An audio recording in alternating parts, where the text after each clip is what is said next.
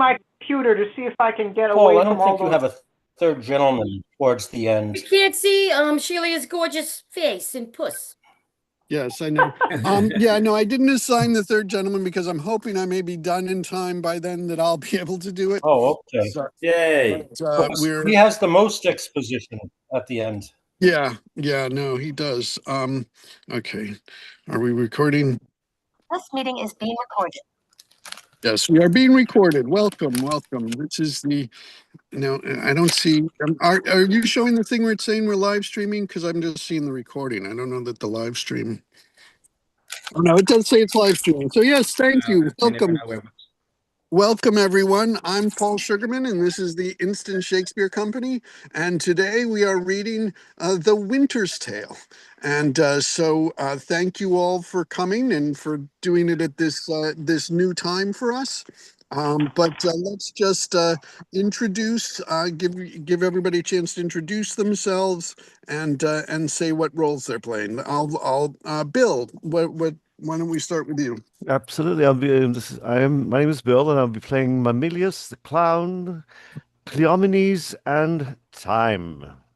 All right, thank you. Wait, And man. Jacob. Hi, my name is Jacob Paris, and I will be playing Archidimus, Florizel, the Second Lord, and the Officer. Great. And Kitty. Hi, hi. I hope my voice lasts. I'm Kitty Chen. I'm reading Hermione and Mopsa. Okay. And Jennifer. I'm Jennifer Finger. I'm reading Perdita, Amelia, the First Lady, the First Lord, and Dion. Okay. And Ken. I'm Ken Wayne. I'm doing Camillo and the Shepherd. All right.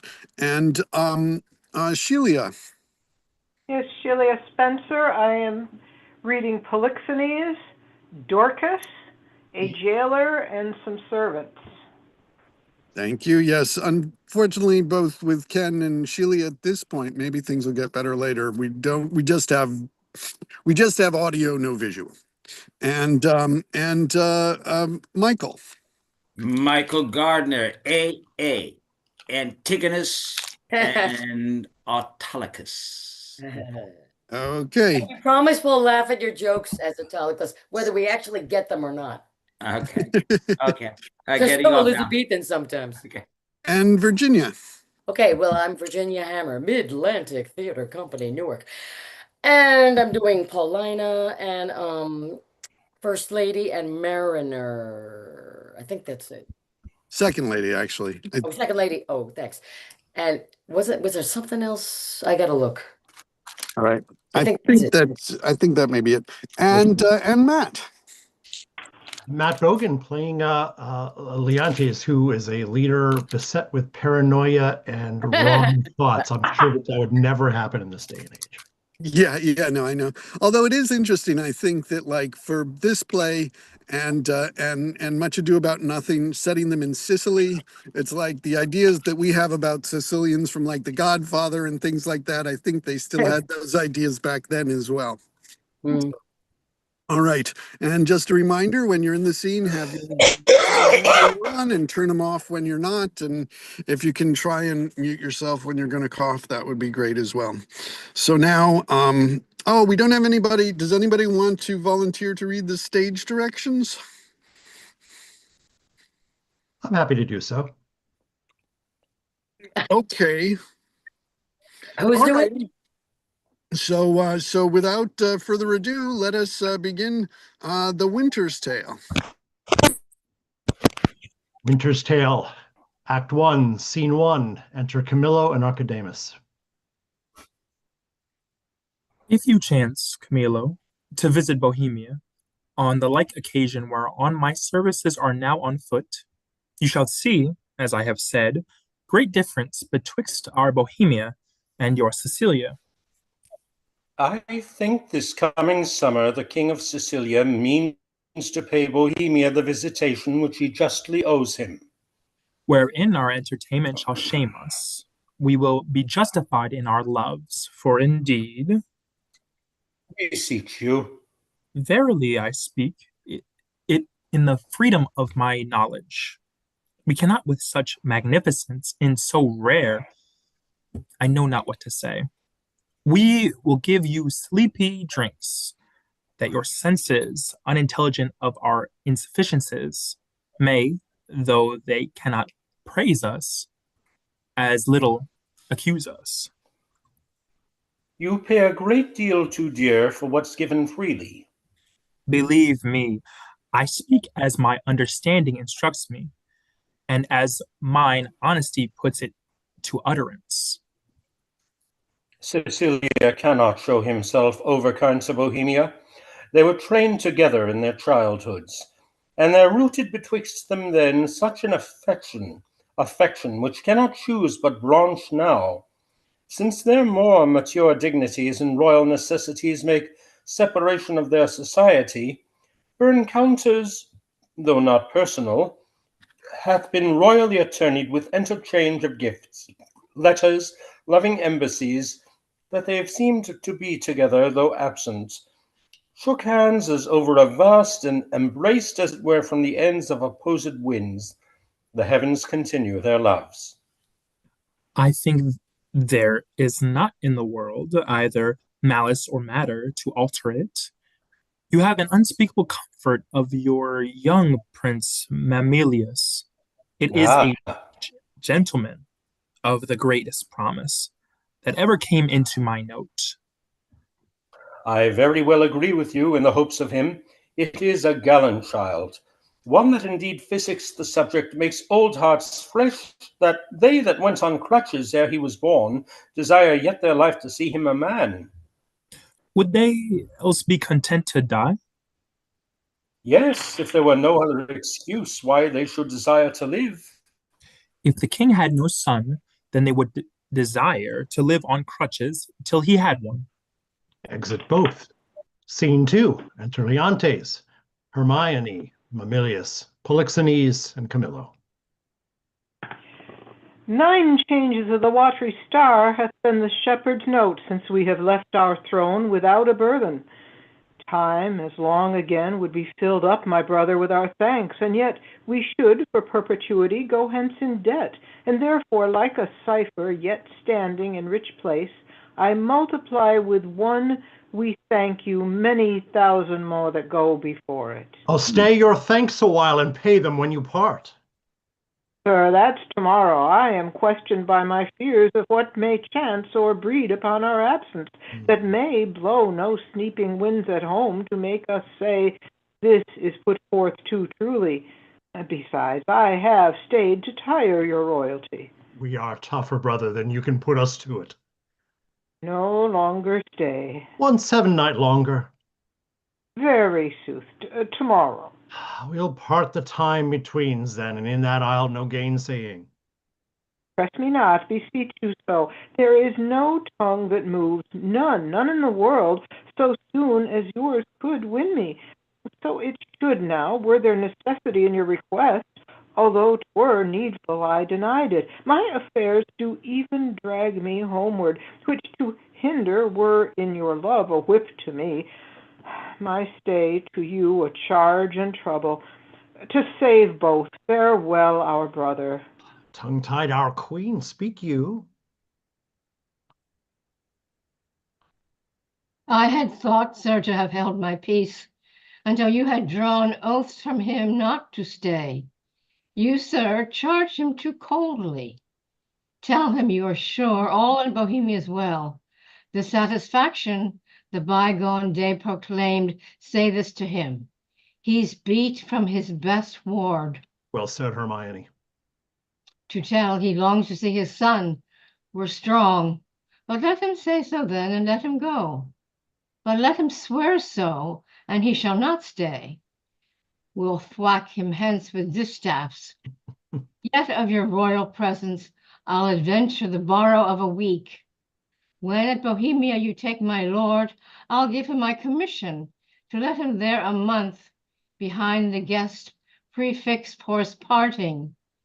Yet, good deed, Leontes, I love thee not to jar the clock behind what lady she her lord.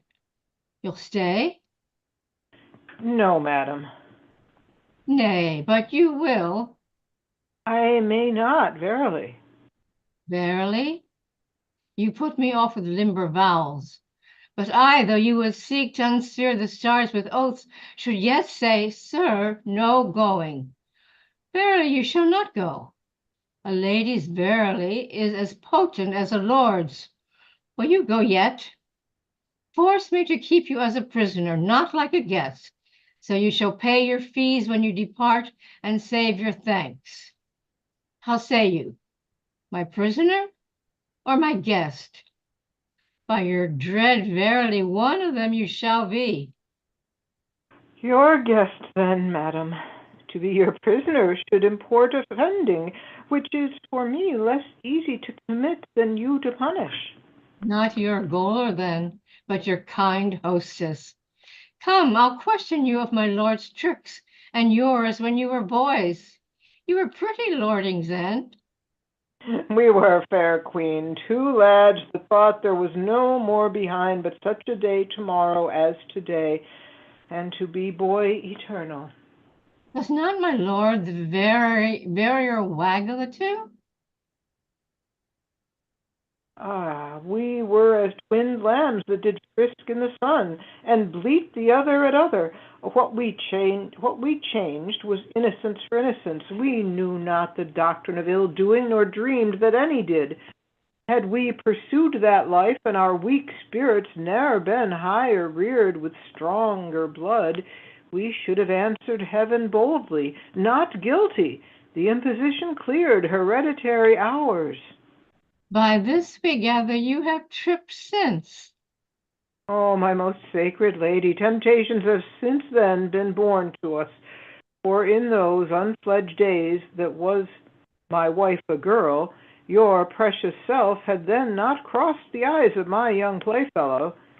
Grace to boot, of this make no conclusion, least you say your queen and I are devils.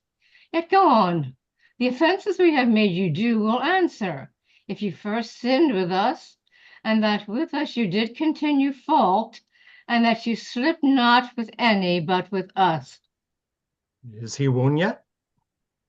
He'll stay, my lord. At my request he would not. Hermione, my dearest, thou never spokest to better purpose.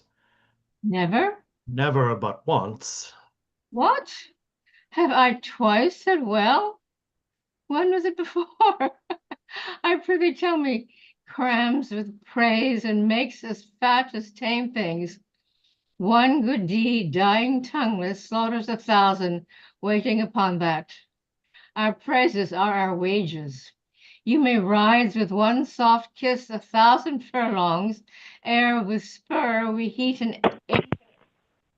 But to the goal. My last good deed was to entreat his stay. What was my first? It has an elder sister, or I mistake you. Oh, would her name were Grace. But once before I spoke to the purpose, when, nay, let me have it, I long. Why, that was when 3 crab months had soured themselves to death, ere I could make thee open thy white hand. Clap thyself, my love. Then didst thou utter, I am yours forever. 'Tis Grace indeed. Why, lo you now. I have spoke to the purpose twice, the one forever earned a royal husband, the other for some while a friend. Too hot, too hot. To mingle friendship far is mingling bloods. I have tremor cordis on me. My heart dances, but not for joy, not joy. This entertainment may a free face put on, to derive a liberty from heartiness, from bounty, fertile bosom, and well become the agent. It may, I grant, but be paddling palms and pinching fingers, now as they are, and making practiced smiles as in a looking glass, and then to sighs as 'twere the more to the dear. Oh, that is entertainment my bosom likes not, nor my brows. Mamilius, art thou my boy? Aye, my good lord. Effects. What's that, my ballcock? What hast thou smushed thy nose? They say it is a copy out of mine. Come, Captain, we must be neat. not neat, but cleanly. Captain, and yet the steer, the heifer, and the calf are all called neat, still virginaling upon his palm. What now, you wanton calf? Art thou my calf? Yes, if you will, my lord. Oh, wast a rough pash, and the shoots that I have to be full like me, yet they say we are almost like as eggs. Women say so, they will say anything. But were they false as already blacks, as wind, as waters, false as dice are to be wished by one that fixes no bourne twixt his and mine, yet it were true to say this boy were like me. Come, Sir Page, look on me with your welkin eye. Sweet villain, most dearest, my collop. Can thy dam mayst be affection? Thy intention stabs the centre. Dost make possible things not so held, communicatest with dreams. How can this be? What's unreal? Thou coactive art and fellowest nothing. This then 'tis very credent. Thou mayst conjoin with something, and thou doest, and that beyond commission, and I find it, and that's the infection of my brains and hardening of my brows.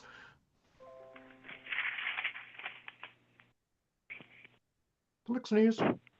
What means Cecilia? Something seems unsettled. How, my lord? What cheer? How is it with you, best brother? You look as if you held a brow of much distraction. Are you moved, my lord?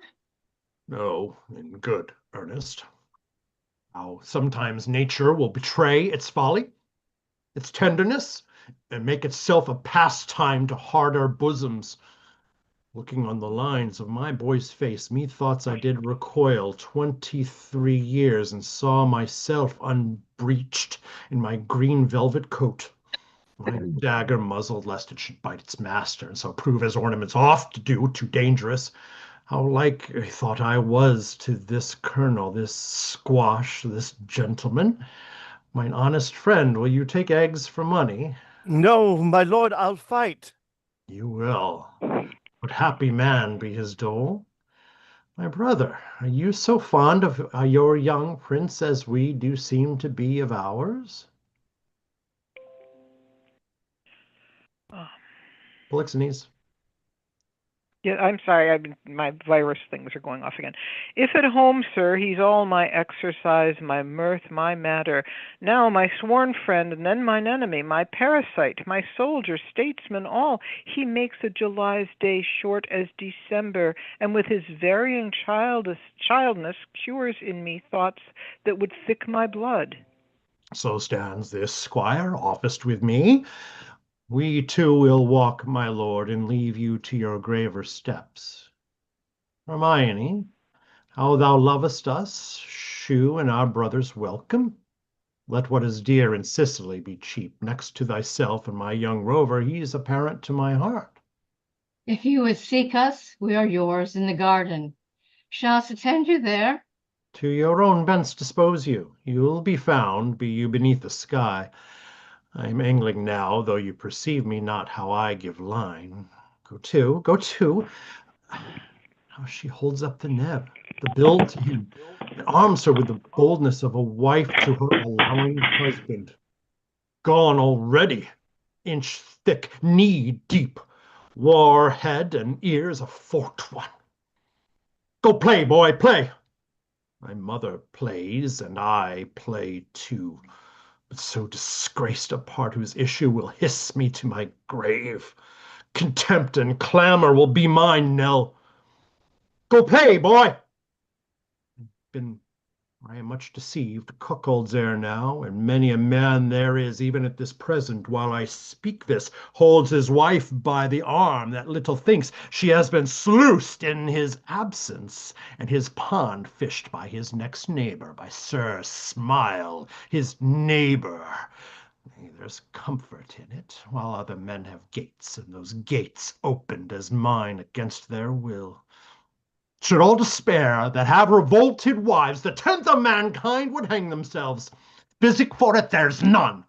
It is a body planet that will strike where 'tis predominant and 'tis powerful. Think it.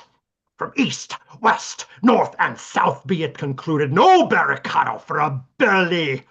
Knowest it will let in and out the enemy with bag and baggage. Many thousands on as have the disease and feel it not. How now, boy? I am like you say. That's some comfort. But Camillo there. Camillo, Aye, my good lord. go play, Mamilius, thou art. Aye, my good lord. Go play, Mamilius, thou art an honest man. Camillo, this great sir will yet stay longer. You had much ado to make his anchor hold. When you cast out, it still came home. Didst note it?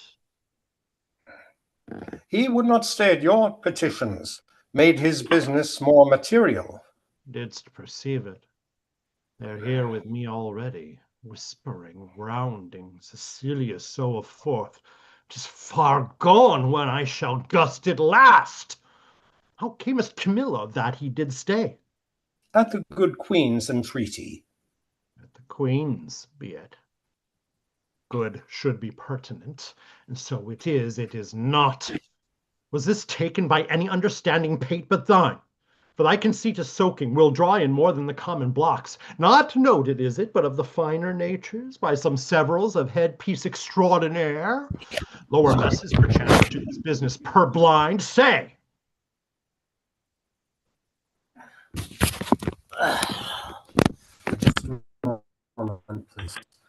Business, my lord? I think most understand Bohemia stays here longer. Ha! Stays here longer. Aye, but why? To satisfy your highness and the entreaties of our most gracious mistress. Satisfy? The entreaties of your mistress, satisfy. Let that suffice.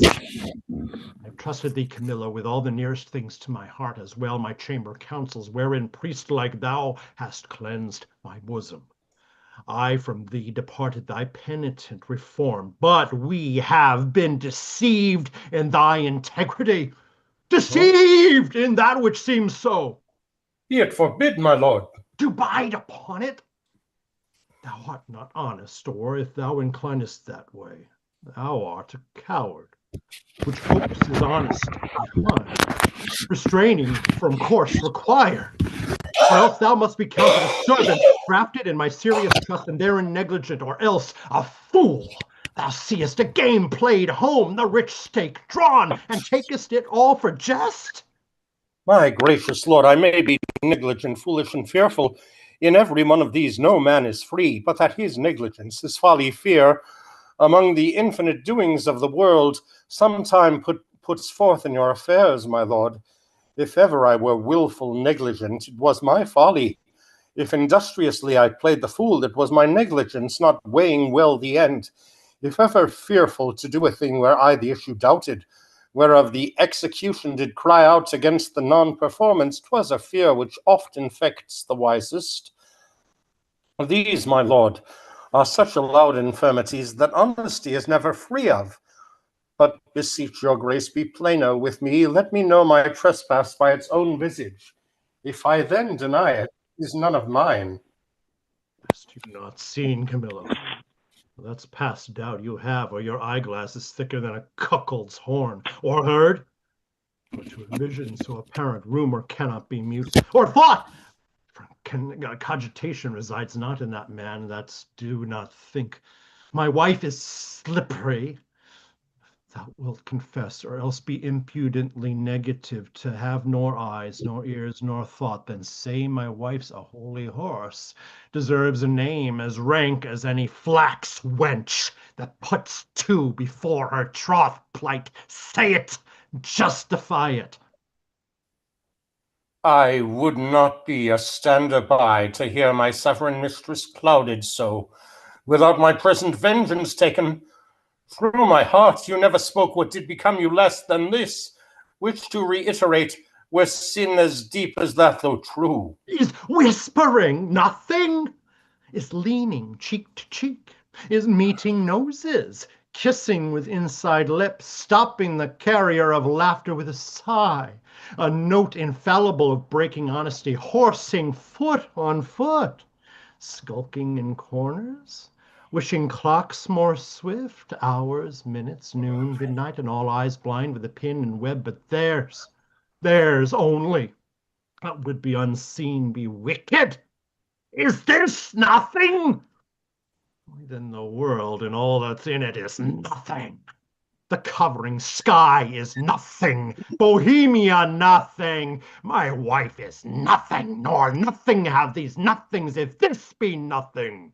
Good my lord, be cured of this diseased opinion, and betimes, for 'tis most dangerous. Say it be 'tis true. No, no, my lord. It is. You lie. I say thou liest, Camillo, and I hate thee. Pronounce thee a gross lout, a mindless slave, or else a hovering temporizer, that canst with thine eyes at once see good and evil inclining to them both. Were my wife's liver infected as her life, she would not live the running of one glass. Who does infect her? Why, he that wears her like her medal, hanging about his neck, Bohemia. If I had servants true about me, that bear eyes to seal like mine honor as their prophets, their own particular thrifts, they would do that which should undo more doing. Ay, thou, his cupbearer, whom I from meaner form have benched and reared to worship, who mayest see plainly as heaven sees earth, and earth sees heaven, how I am galled. Mightest bespice our cup to give mine enemy a lasting wink, which draught to me were cordial. Sir, my lord, I could do this, and that with no rash potion, but with a lingering dram that should not work maliciously like poison. But I cannot believe this crack to be in my dread mistress, so sovereignly being honorable. I have loved thee. Make that thy question, and go rot. Dost thou think I am so muddy, so unsettled, to appoint myself in this vexation? Sully the purity and whiteness of my sheets, which to preserve is sleep, which being spotted is goads, thorns, nettles, tails of wasps, give scandal to the blood of thy prince, my son. What do you think is mine, and love as mine, without ripe moving to it? I do this, could man so blench? I must believe you, sir. I do, and will fetch off Bohemia for it, provided that when he is removed, your highness will take again your queen as yours at first, even for your son's sake, and thereby for sealing the injury of tongues in courts and kingdoms known and allied to yours. Thou dost advise me, even so as I mine own course have set down. I'll give no blemish to her honor, none. My lord, go then, and with a countenance as clear as friendship wears at feasts, keep with Bohemia, and with your queen. I am his cupbearer. If from me he have wholesome beverage, account me not your servant. This is all. Do it. Thou hast the one half of my heart. Do it not, thou splittest thine own. I'll do it, my lord. I will seem friendly, as thou hast advised me. Leontes exits. Oh, miserable lady! But for me, what case stand I in? I must be the poisoner of good Polixenes.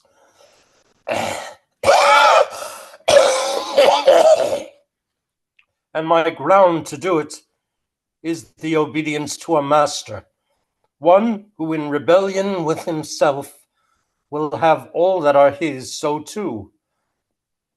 To do this deed, promotion follows. If I could find example of thousands that had struck anointed kings and flourished after, I'd not do it. But since nor brass, nor stone, nor parchment bears not one, let villainy itself forswear it. I must forsake the court, To do it or no is certain to me a breakneck. Happy star, reign now, here comes Bohemia. Enter Polixenes. This is strange. Methinks my favor here begins to warp. Not speak. Good day, Camillo. Hail, most royal sir. What is the news in the court? None rare, my lord. The king hath on him such a countenance that he hath lost some province and a region loved as he loves himself. Even now I met him with customary compliment, when he, wafting his eyes to the contrary and falling a lip of much contempt, speeds from me, and so leaves me to consider what is breeding that changes thus his manners. I dare not know, my lord. How dare not? Do not. Do you know, and dare not? Be intelligent to me. 'Tis thereabouts, for to you yourself what you do know you must, and cannot say you dare not. Good Camillo, your changed complexions to me are a mirror which shows me mine changed too, for I must be a party in this alteration, finding myself thus altered with it. There is a sickness which puts some of us in distemper, but I cannot name the disease, and it is caught of you that yet are well. How caught of me? Make me not sighted like the basilisk. I have looked on thousands who have sped the better by my regard, but killed none so. Camillo, as you are certainly a gentleman, thereto clerk-like experienced, which no less adorns our gentry than our parents' noble names, in whose success we are gentle, I beseech you, if you know aught which does behoove my knowledge thereof to be informed, imprison it not in ignorant concealment. I may not answer. A sickness caught of me, and yet I well? I must be answered. Dost thou hear, Camillo? I conjure thee by all the parts of man which honor does acknowledge, whereof the least is not this suit of mine, that thou declare what incidency thou dost guess of harm is creeping toward me. How far off, how near, which way to be prevented, if to be, if not, how best to bear it? Sir, I will tell you, since I am charged in honor, and by him that I think honorable. Therefore mark my counsel, which must be even as swiftly followed as I mean to utter it, or both yourself and me cry lost, and so good night. On, good Camillo. I am appointed him to murder you. By whom, Camillo? By the king. For what? He thinks, nay, with all confidence he swears, as he had seen it, or been an instrument to vice you to it, that you have touched his queen forbiddenly. Oh, then my best blood turn to an infected jelly, and my name be yoked with his that did betray the best.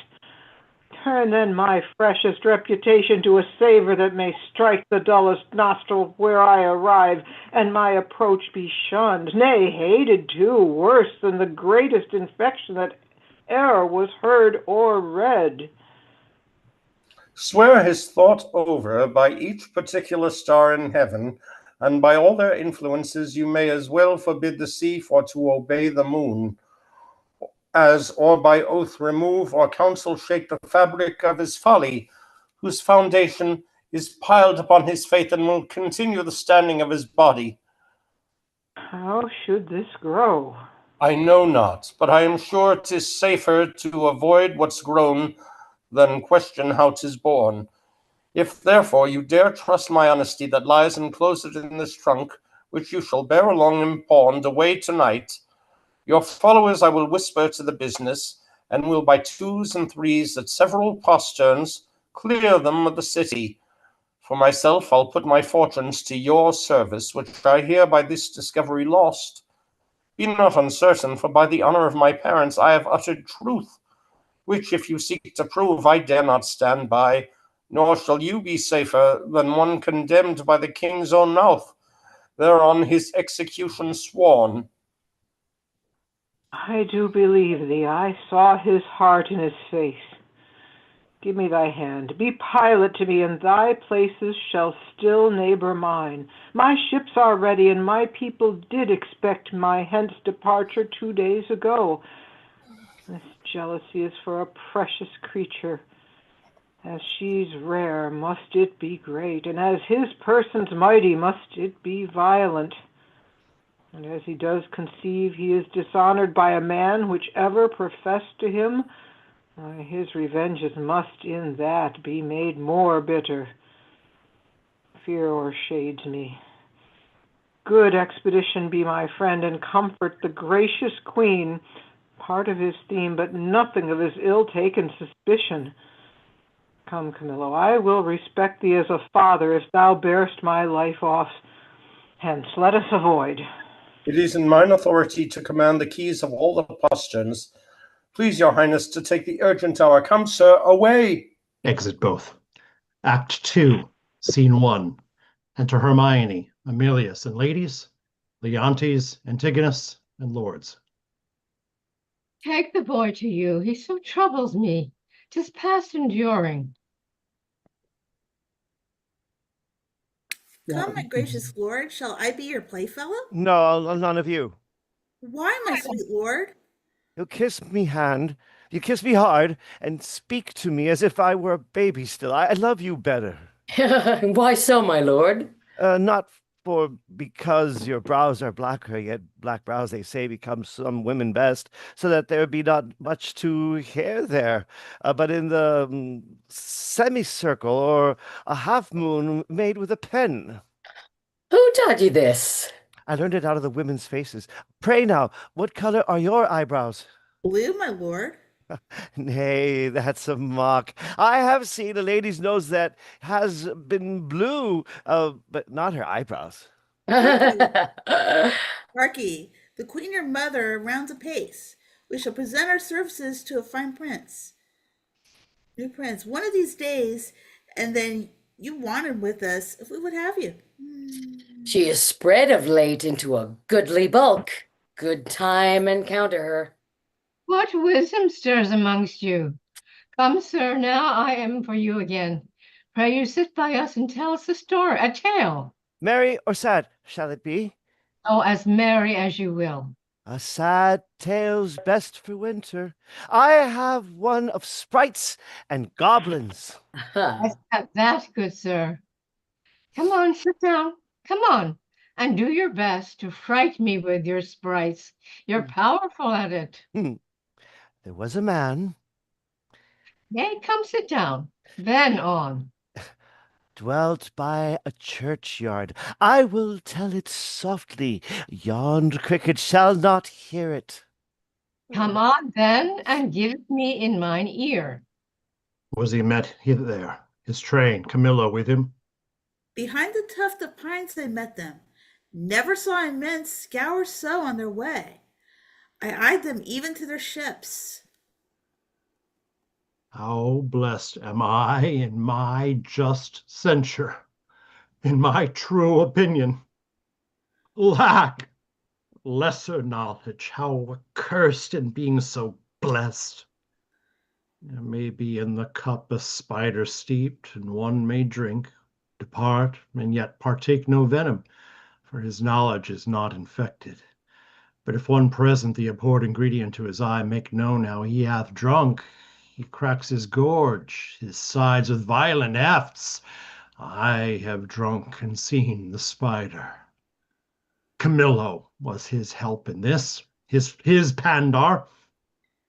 There's a plot against my life, my crown. All's true that is mistrusted. False villain, whom I employed was pre-employed by him. He has discovered my design, and I remain a pinched thing. It'd be a very trick for them to play at will. How came the postern so easily open?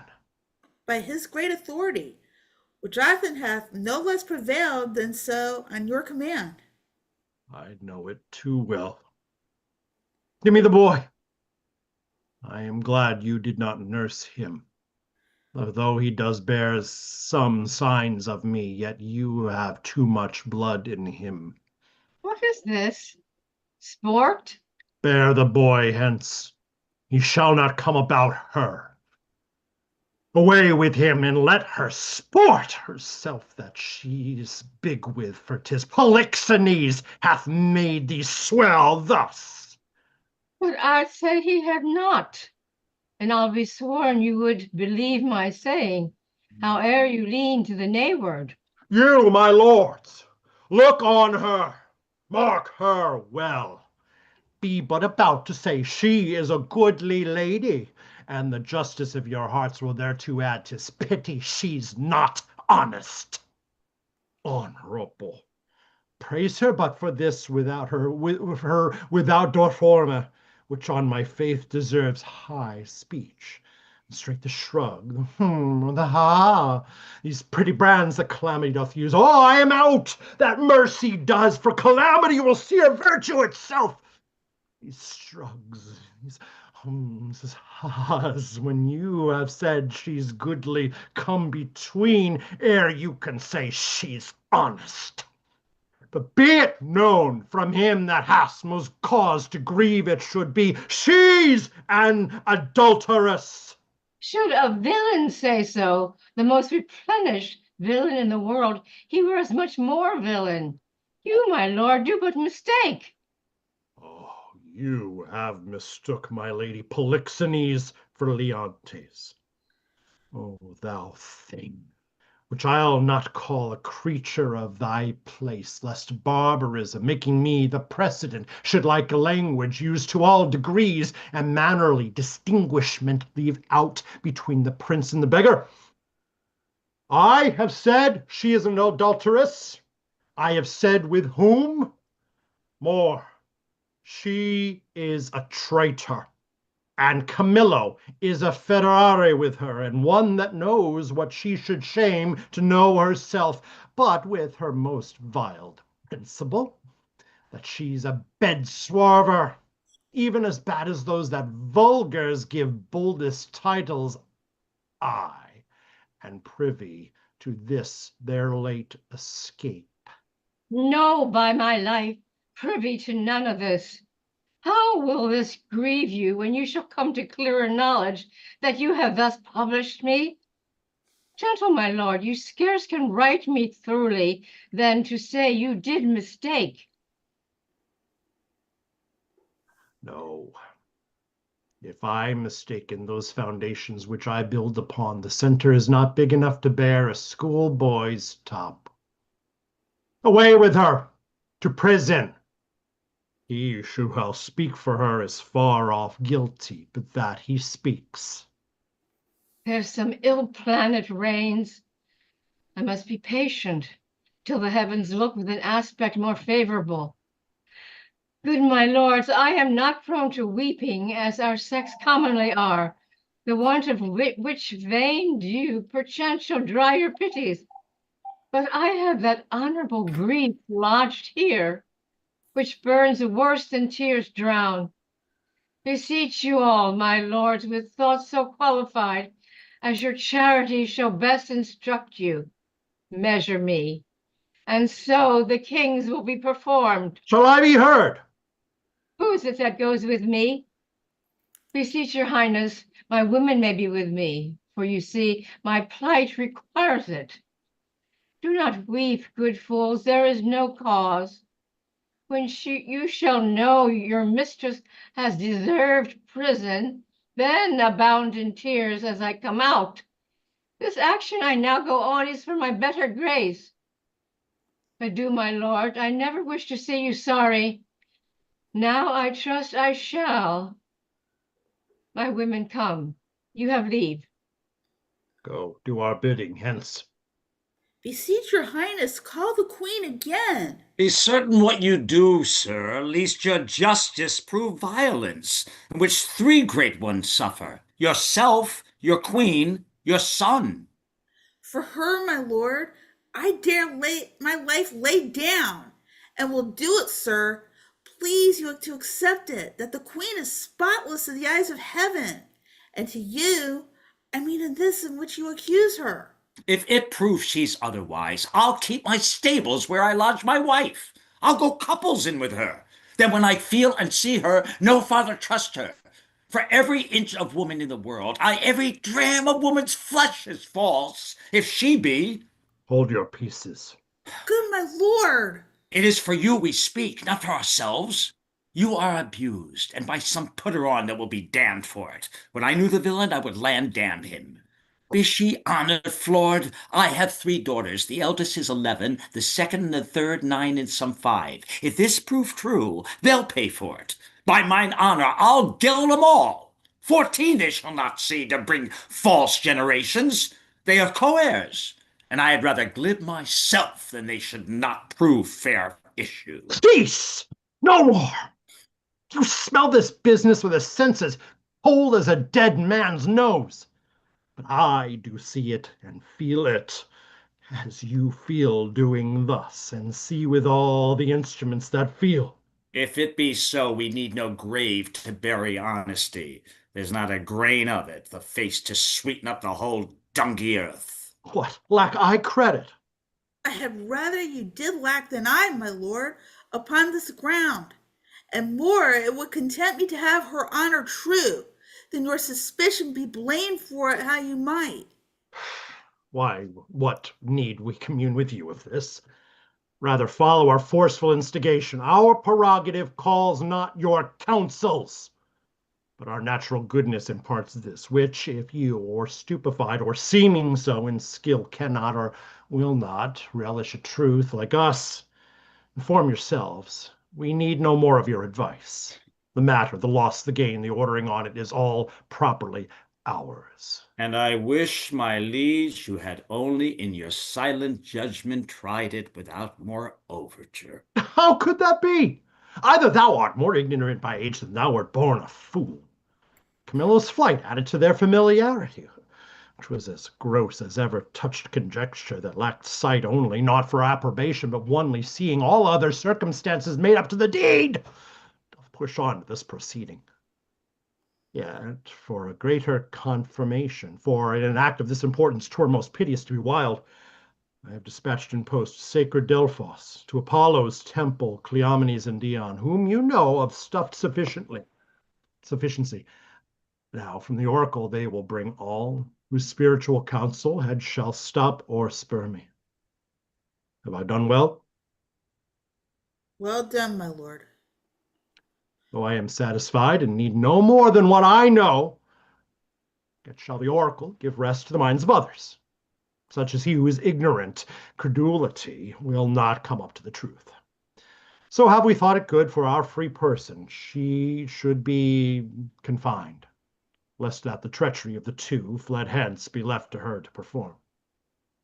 Come follow us. We are to speak in public, for this business will raise us all. To laugh, as I take it, if the good truth were known. Makes it all. And scene 2, enter Paulina, a gentleman, jailer, Amelia. The keeper of the prison, call to him. Let him have knowledge who I am. Good lady, no court in Europe is too good for thee. What dost thou in prison? Now, good sir, you know me, do you not?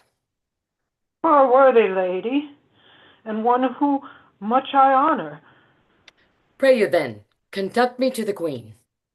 I may not, madam. To the contrary, I have express commandment.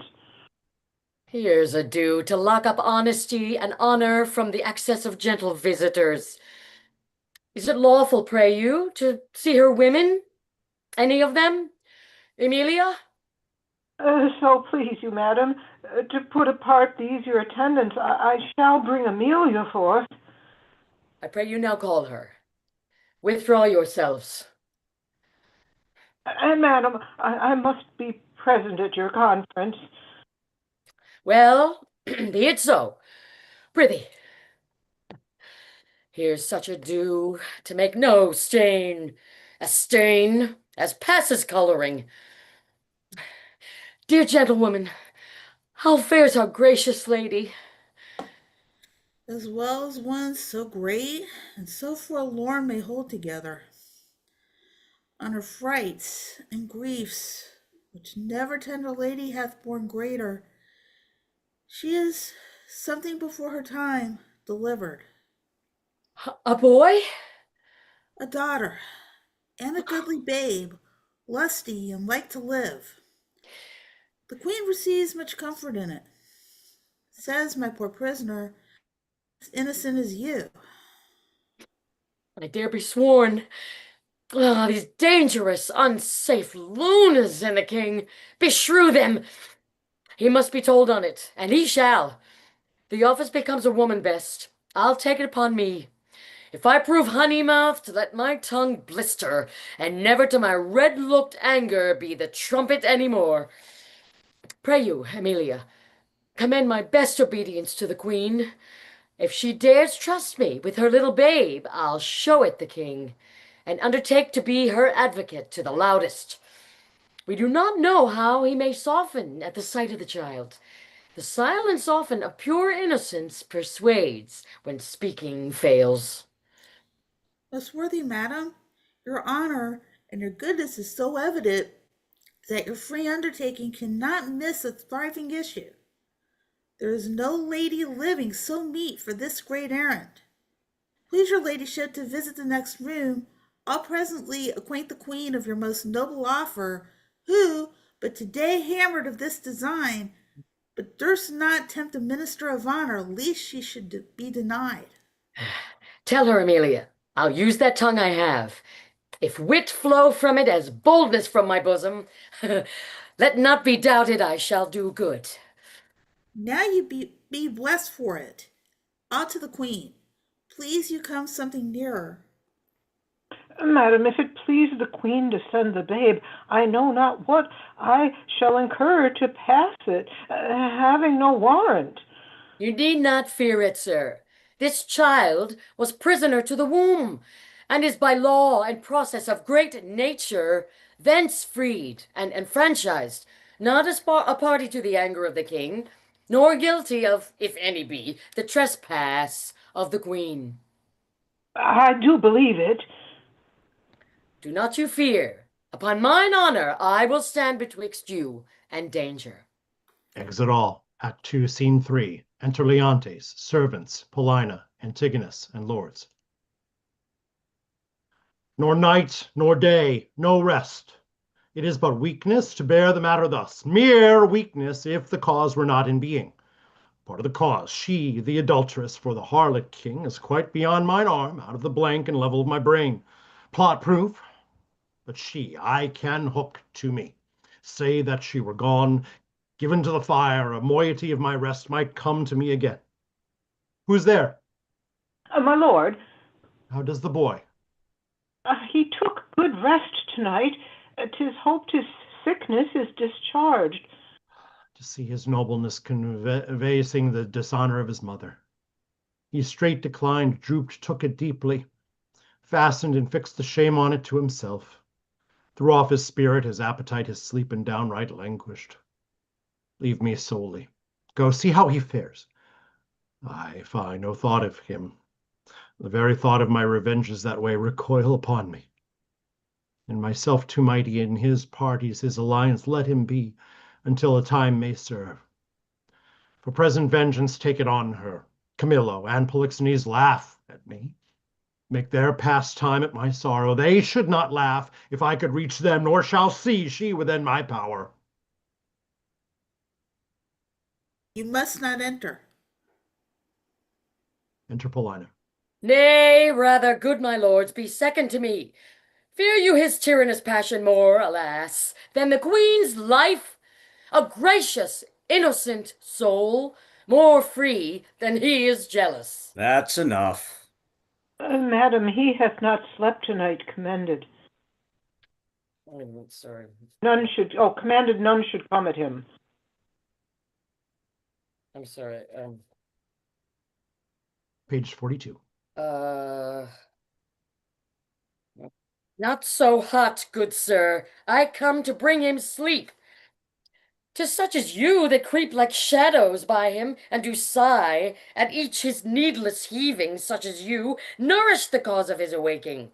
I do come with words, as medicinal as true, honest as either, to purge him of that humor that presses him from sleep.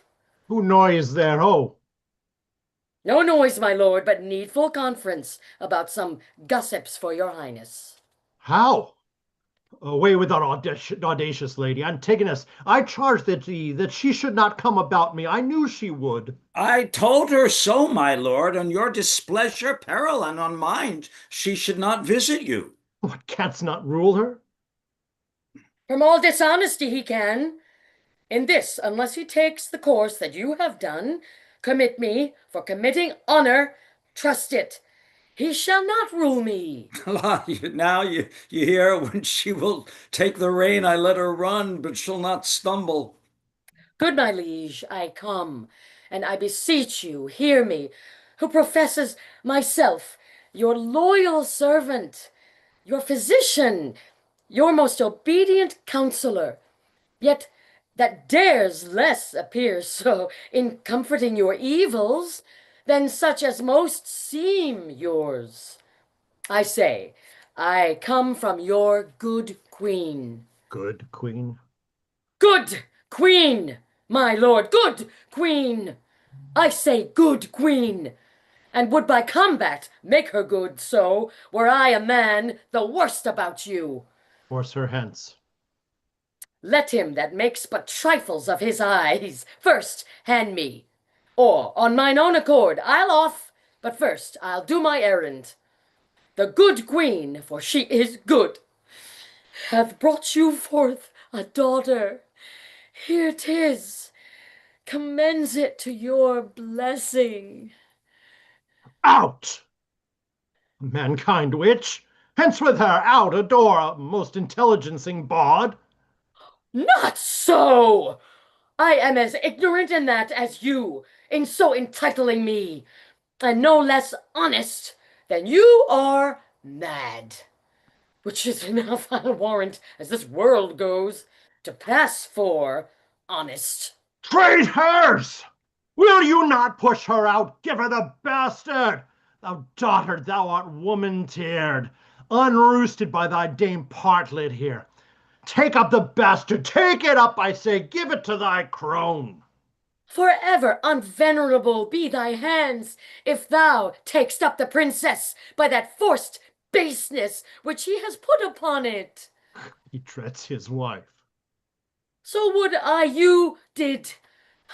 Then 'twould past all doubt you'd call your children A nest of yours. traitors. I am none by this good light. Nor I, nor any but one that's here, and that's himself. For he, the sacred honor of himself, his queens, his hopeful sons, his babes, betrays to slander, whose sting is sharper than the swords, and will not, for as the case now stands, it is a curse, he cannot be compelled to it, once remove the root of his opinion, which is rotten as ever oak or stone was sound. Coward of boundless tongue, who late hath beat her husband, and now baits me. This brat is none of mine. It is the issue of Polixenes. Hence with it, and together with the dame, commit them to the fire. It is yours. And might we lay the old proverb to your charge, so like you, 'tis the worse. Behold, my lords, although the print be little, the whole matter and copy of the father, eye, nose, lip, oh, the trick of his frown, his forehead, nay, the valley, oh, the pretty dimples of his chin, see the cheek, his smiles, the very mold and frame of hand, nail, finger, and thou, good goddess Nature, which hast made it so like to him that got it, If thou hast the ordering of the mind, too, mongst all colors, no yellow in it, lest she suspect, as he does, her children, not her husband's. Gross hag! And Losel, thou art worthy to be hanged, that wilt not stay her tongue. Hang all the husbands that cannot do that feat, you leave yourself hardly one subject. Once more, take her hence.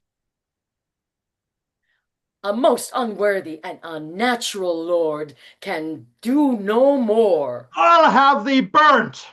I care not.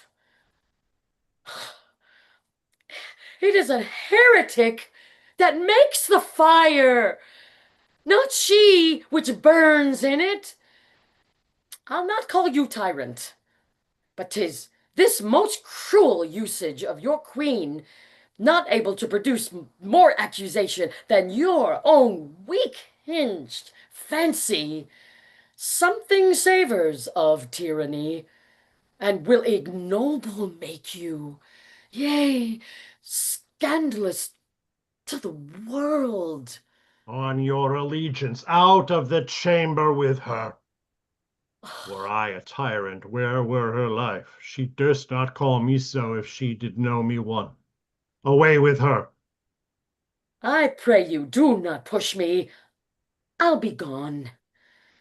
Look to your babe, my lord. 'Tis yours. Jove send her a better guiding spirit. What needs these hands? You, that are thus so tender, or his follies, will never do him good. Not one of you. So, farewell. We are gone. Now, traitoress, set thy wife to this. My child, away with it. Even thou hast a heart so tender over it. Take it hence. See it instantly consumed with fire. Even thou, and none but thou. Take it up straight. Within this hour, bring me word 'tis done, and by good testimony, or I'll seize thy life with what thou else callest thine. If thou refuse and wilt encounter with my wrath, say so. The bastard brains, with these my proper hands, shall I dash out. Go!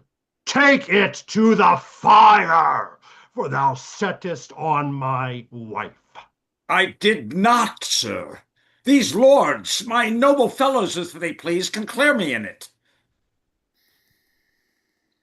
We can, my And my royal royal liege. liege, he is not guilty of her coming hither. You're liars all! Beseech your highness, give us better credit. We have always truly served you, and beseech so to esteem of us. And on our knees we beg, as recompense of our dear services past and to come, that you do change this purpose, which being so horrible, so bloody, must lead on to some foul issue. We all kneel. I am a feather for each wind that blows. Shall I live on, see this bastard kneel, and call me father? Better burn it now than curse it then. But be it. Let it live. It shall not neither. Come, sir, come you hither. You that have been so tenderly officious with Lady Marjorie, your midwife there, to save this bastard's life, for 'tis a bastard, so sure as this beard's grey. What will you adventure to save this brat's life? Anything, my lord, that my ability may undergo, and nobleness impose. At least thus much I'll pour the little blood which I have left to save the innocent. Anything possible. It shall be possible. Swear by this sword thou wilt perform my bidding. I will, my lord. Mark, and perform it. Seest thou, the fail of any point of it shall not only be death to thyself, but thy lewd-tongued wife, whom for this time we pard. We enjoin thee, as thou art liege man to us, that thou carry this female bastard hence, and that thou bear it to some remote and desert place quite out of our dominions, and there thou leave it without more mercy to its own protection in favor of the climate. As by a strange fortune it came to us, I do in justice charge thee on thy soul's peril and thy body's torture, that thou commend it strangely to some place where chance may nurse or end it. Take it up. I swear to do this, though a present death had been more merciful. Come on, poor babe. Some powerful spirit instruct the kites and ravens to be thy nurses. Wolves and bears, they say, casting their savageness aside, have done like offices of pity. Sir, be prosperous in more than this deed does require, and blessing against this cruelty. Fight on thy side, poor thing, condemned to loss. He exits. No, I'll not rear another's issue. Enter servant. Please, your highness, posts from those you sent to the oracle are come an hour since. Cleomenes and Dion, being well arrived from Delphos, are both landed, hastening to the court. So please you, sir, their speed hath been beyond account. 23 days they have been absent. 'Tis good speed. Foretells that great Apollo suddenly will have the truth of this appear. Prepare you, lords, summon a session that we may arraign our most disloyal lady, for as she hath been publicly accused, so shall she have a just and open trial. While she lives, my heart will be a burthen to me. Leave me and think upon my bidding. Exit all. Act 3, Scene 1. Enter Cleomenes and Dion.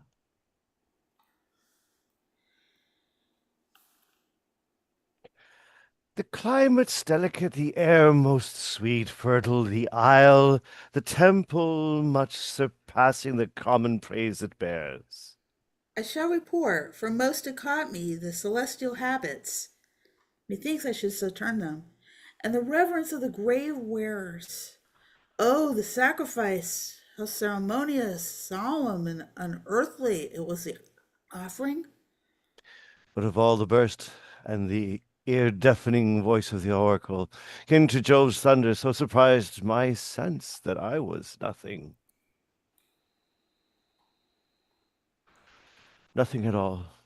If Nothing. the event of the journey prove as successful to the queen, albeit so, as it hath been to us, rare, pleasant, speedy, the time is worth the use on it. Great Apollo, turn all to the best. These proclamations so forcing faults upon Hermione, I little like. The violent carriage of it will clear, or end the business, when the oracle, thus by Apollo's great divine sealed up, shall the contents discover.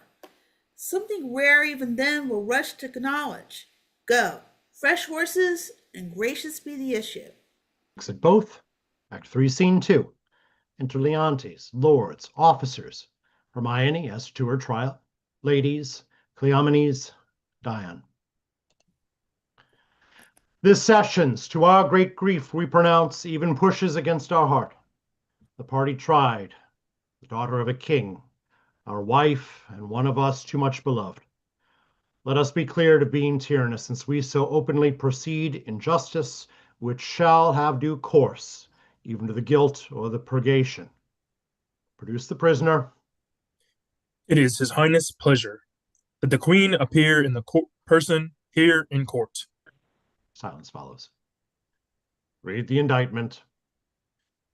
Hermione, Queen to the worthy Leonatus, King of Sicilia, thou art accused and arraigned of high treason in committing adultery with Polixenes, King of Bohemia, and conspiring with Camillo to take away the life of our sovereign lord the king, thy royal husband.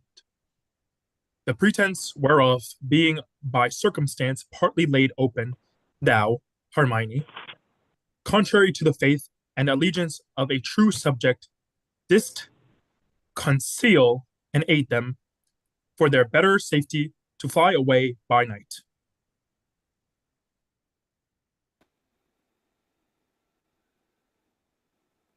Since what I am to say must be but that which contradicts my accusation, and the testimony on my part, no other but what comes from myself, it shall scarce boot me to say not guilty.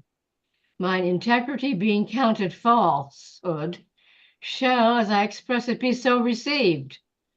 But thus, if powers divine behold our humane actions, as they do, I doubt not then, but innocent shall make false accusation blush, and tyranny tremble at patience. You, my lord, best know, whom least will seem to do so, my past life hath been as continent, as chaste, as true, as I am now unhappy, which is more than history can pattern, though devised and played to take spectators. But behold me, a fellow of the royal blood, a bed which owe a moiety of the throne, a great king's daughter, the mother to a hopeful prince, here standing to prate and talk for life and honor, for who please to come and hear. For life I prize it as I weigh grief, which I would spare. For honor 'tis a derivative from me to mine, and only that I stand for. I appeal to your own conscience, sir, before Polixenes came to your court, how I was in your grace, how merited to be so. Since he came with what encounter so uncurrent, I have strayed appearance thus.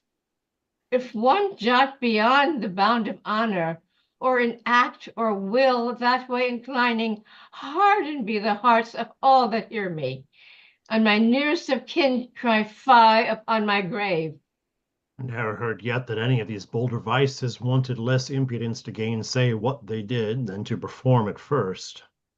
That's true enough, though 'tis a saying, sir, not due to me. You will not own it? More than mistress of, which comes to me in name of fault, I must not at all acknowledge.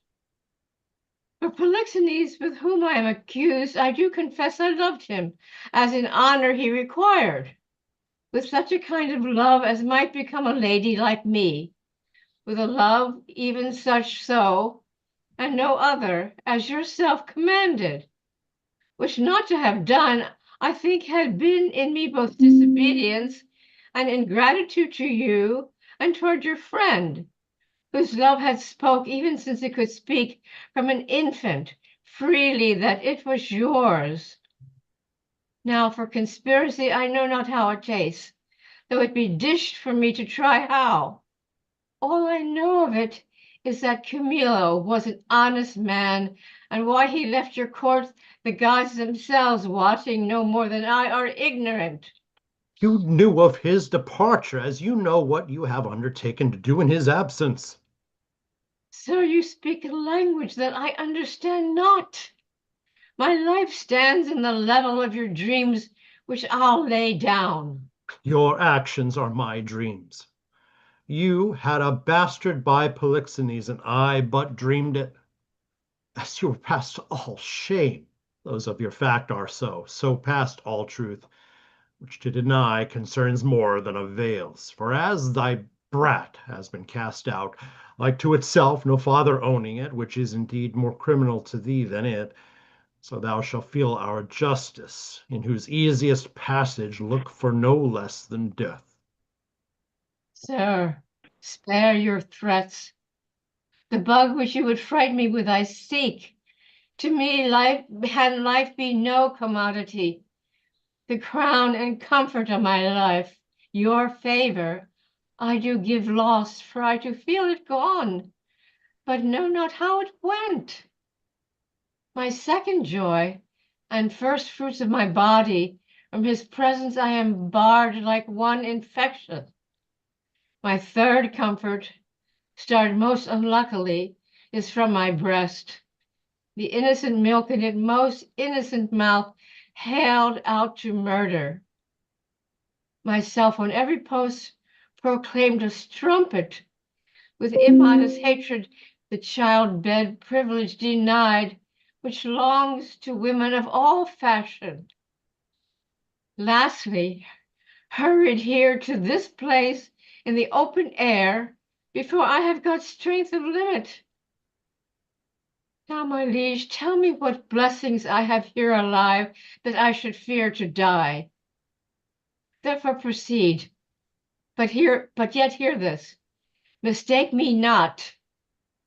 No life I prize it not a straw, but for mine honor which I would free, if I shall be condemned upon surmises, all proof sleeping else but what your jealousies awake.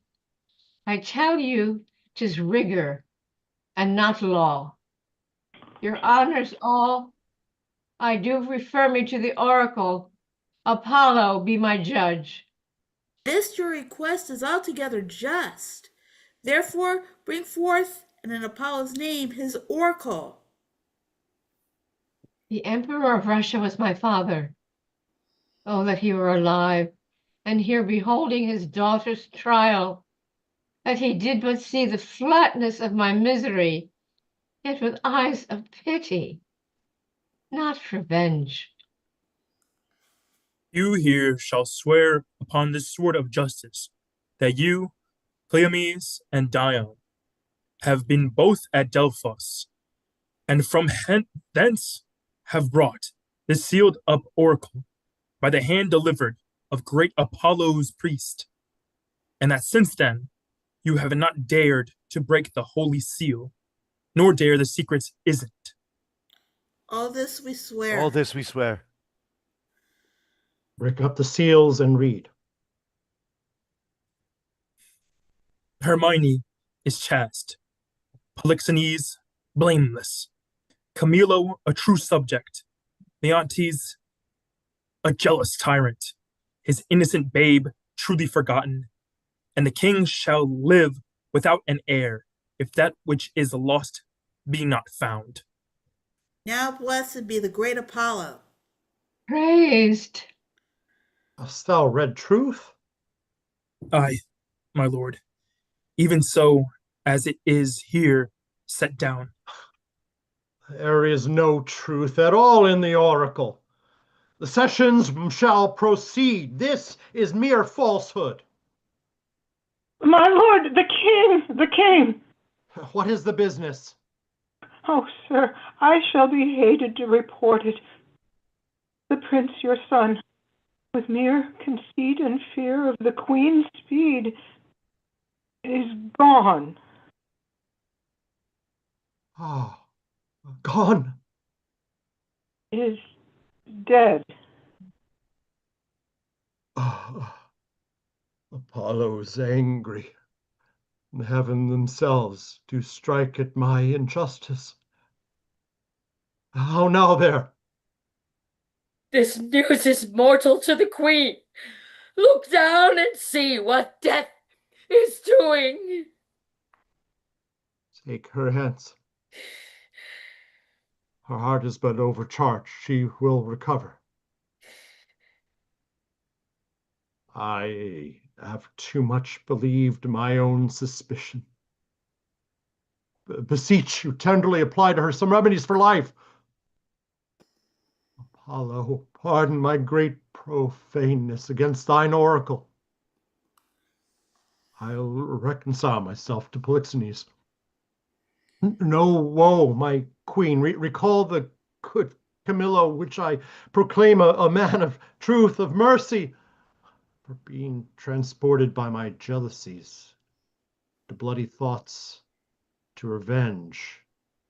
I chose Camillo for the minister to poison my friend Polixenes, which had been done, but that the good mind of Camillo tardied my swift command.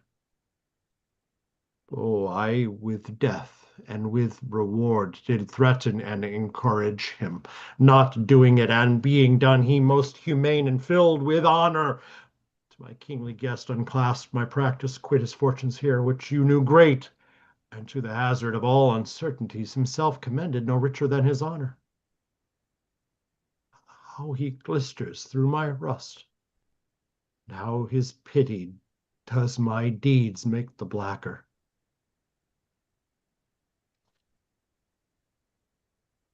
Paulina,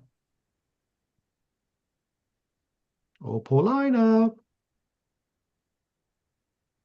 Kitty, you're off stage. You're gone.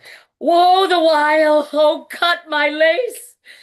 Is my heart cracking and break too? What fit You're is gone. You're off this, good stage. lady? What studied torments, tyrant, hast for me? What wheels, racks, fires, what flaying, boiling in leads and oils, what old or newer torture must I receive, whose every word deserves to taste of thy most worst? Thy tyranny, together working with thy jealousies, fancies too weak for boys, too green and idle for girls of 9. Oh, think what they have done, and then run mad. Indeed, stark mad. For all thy bygone fooleries were but spices of it. That thou betrayedst Polixenes, 'twas nothing. That did but show thee of a fool, and unconstant, and damnable ingrateful.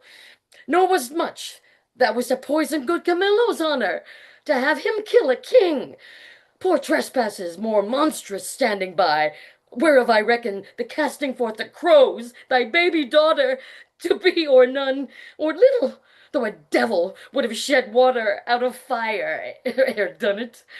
Nor does directly lay to thee the death of the young prince, whose honorable thoughts high for one so tender, cleft the heart, that could conceive a gross and foolish sire, blemished his gracious dam. This is not, no, Lord, to thy answer, but the last. Oh Lord, when I have said, cry woe. The queen, the queen, the sweetest, dearest creatures, dead, and vengeance for it not dropped down yet. The higher powers forbid. I say she's dead. I'll swear it. If word nor oath prevail not, go and see. If you can bring tincture or luster to her lip, her eye heat outwardly or breath within, I'll serve you as I would do the gods. But, oh, thou tyrant, do not repent these things, for they are heavier than all thy woes can stir. Therefore betake thee to nothing but despair.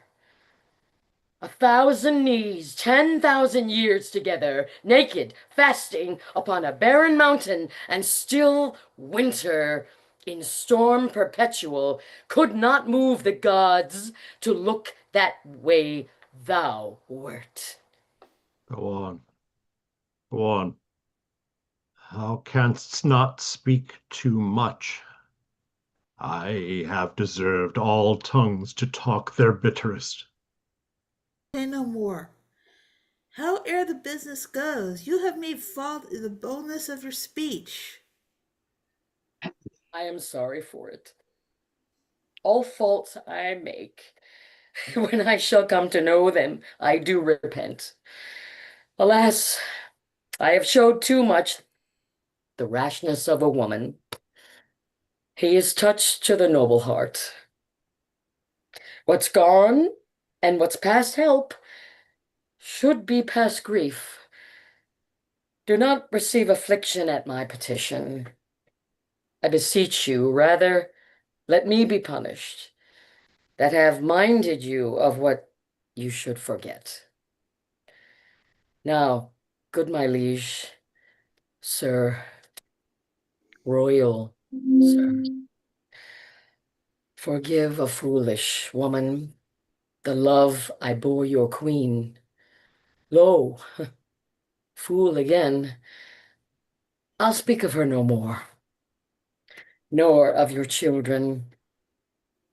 I'll not remember you of mine own lord, who is lost too. Take your patience to you, and I'll say nothing. Thou didst speak but well, when most the truth. which I receive much better than to be pitied of thee. Prithee, bring me to the dead bodies of my queen and son. One grave shall be for both. Upon them shall the causes of their death appear, unto our shame perpetual. Once a day I'll visit the chapel where they lie, and tears shed there shall be my recreation. So long as nature will bear up this exercise, so long I daily vow to use it. Come, and lead me to these sorrows. Exit all.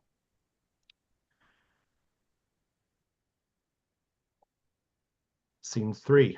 Enter Antigonus, a mariner, with the babe, the shepherd, and the clown. Thou art perfect, then. Our ship has touched the deserts of Bohemia. Aye, my lord, and fear we have landed in ill time. The skies look grimly and threaten present blusters. In my conscience, the heavens, that with that we have in hand, are angry and frown upon us. Their sacred wills be done. Go, get aboard. Look to thy bark. I'll not be there long before I call upon thee. Make your best haste, and go not too far in the land. 'Tis like to be loud weather. Besides, this place is famous for the creatures of prey that keep upon it. Go thy way. I'll follow instantly. I am glad at heart to be so rid of the business. Exit the mariner. Come, poor babe. I have heard, but not believed, the spirits of the dead may walk again. If such a thing be, my mother appeared to me last night, for it was a dream so like a waking.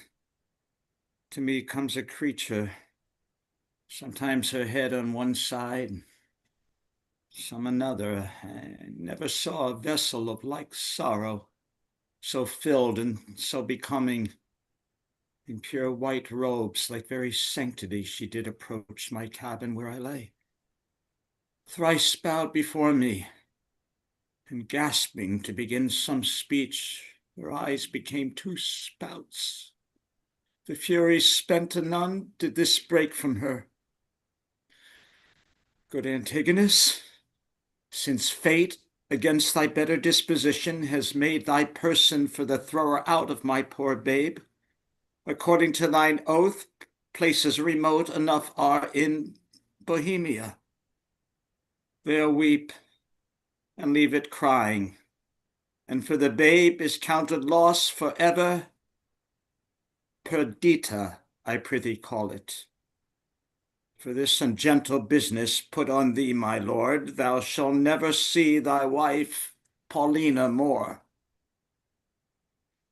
And so with shrieks she melted into air.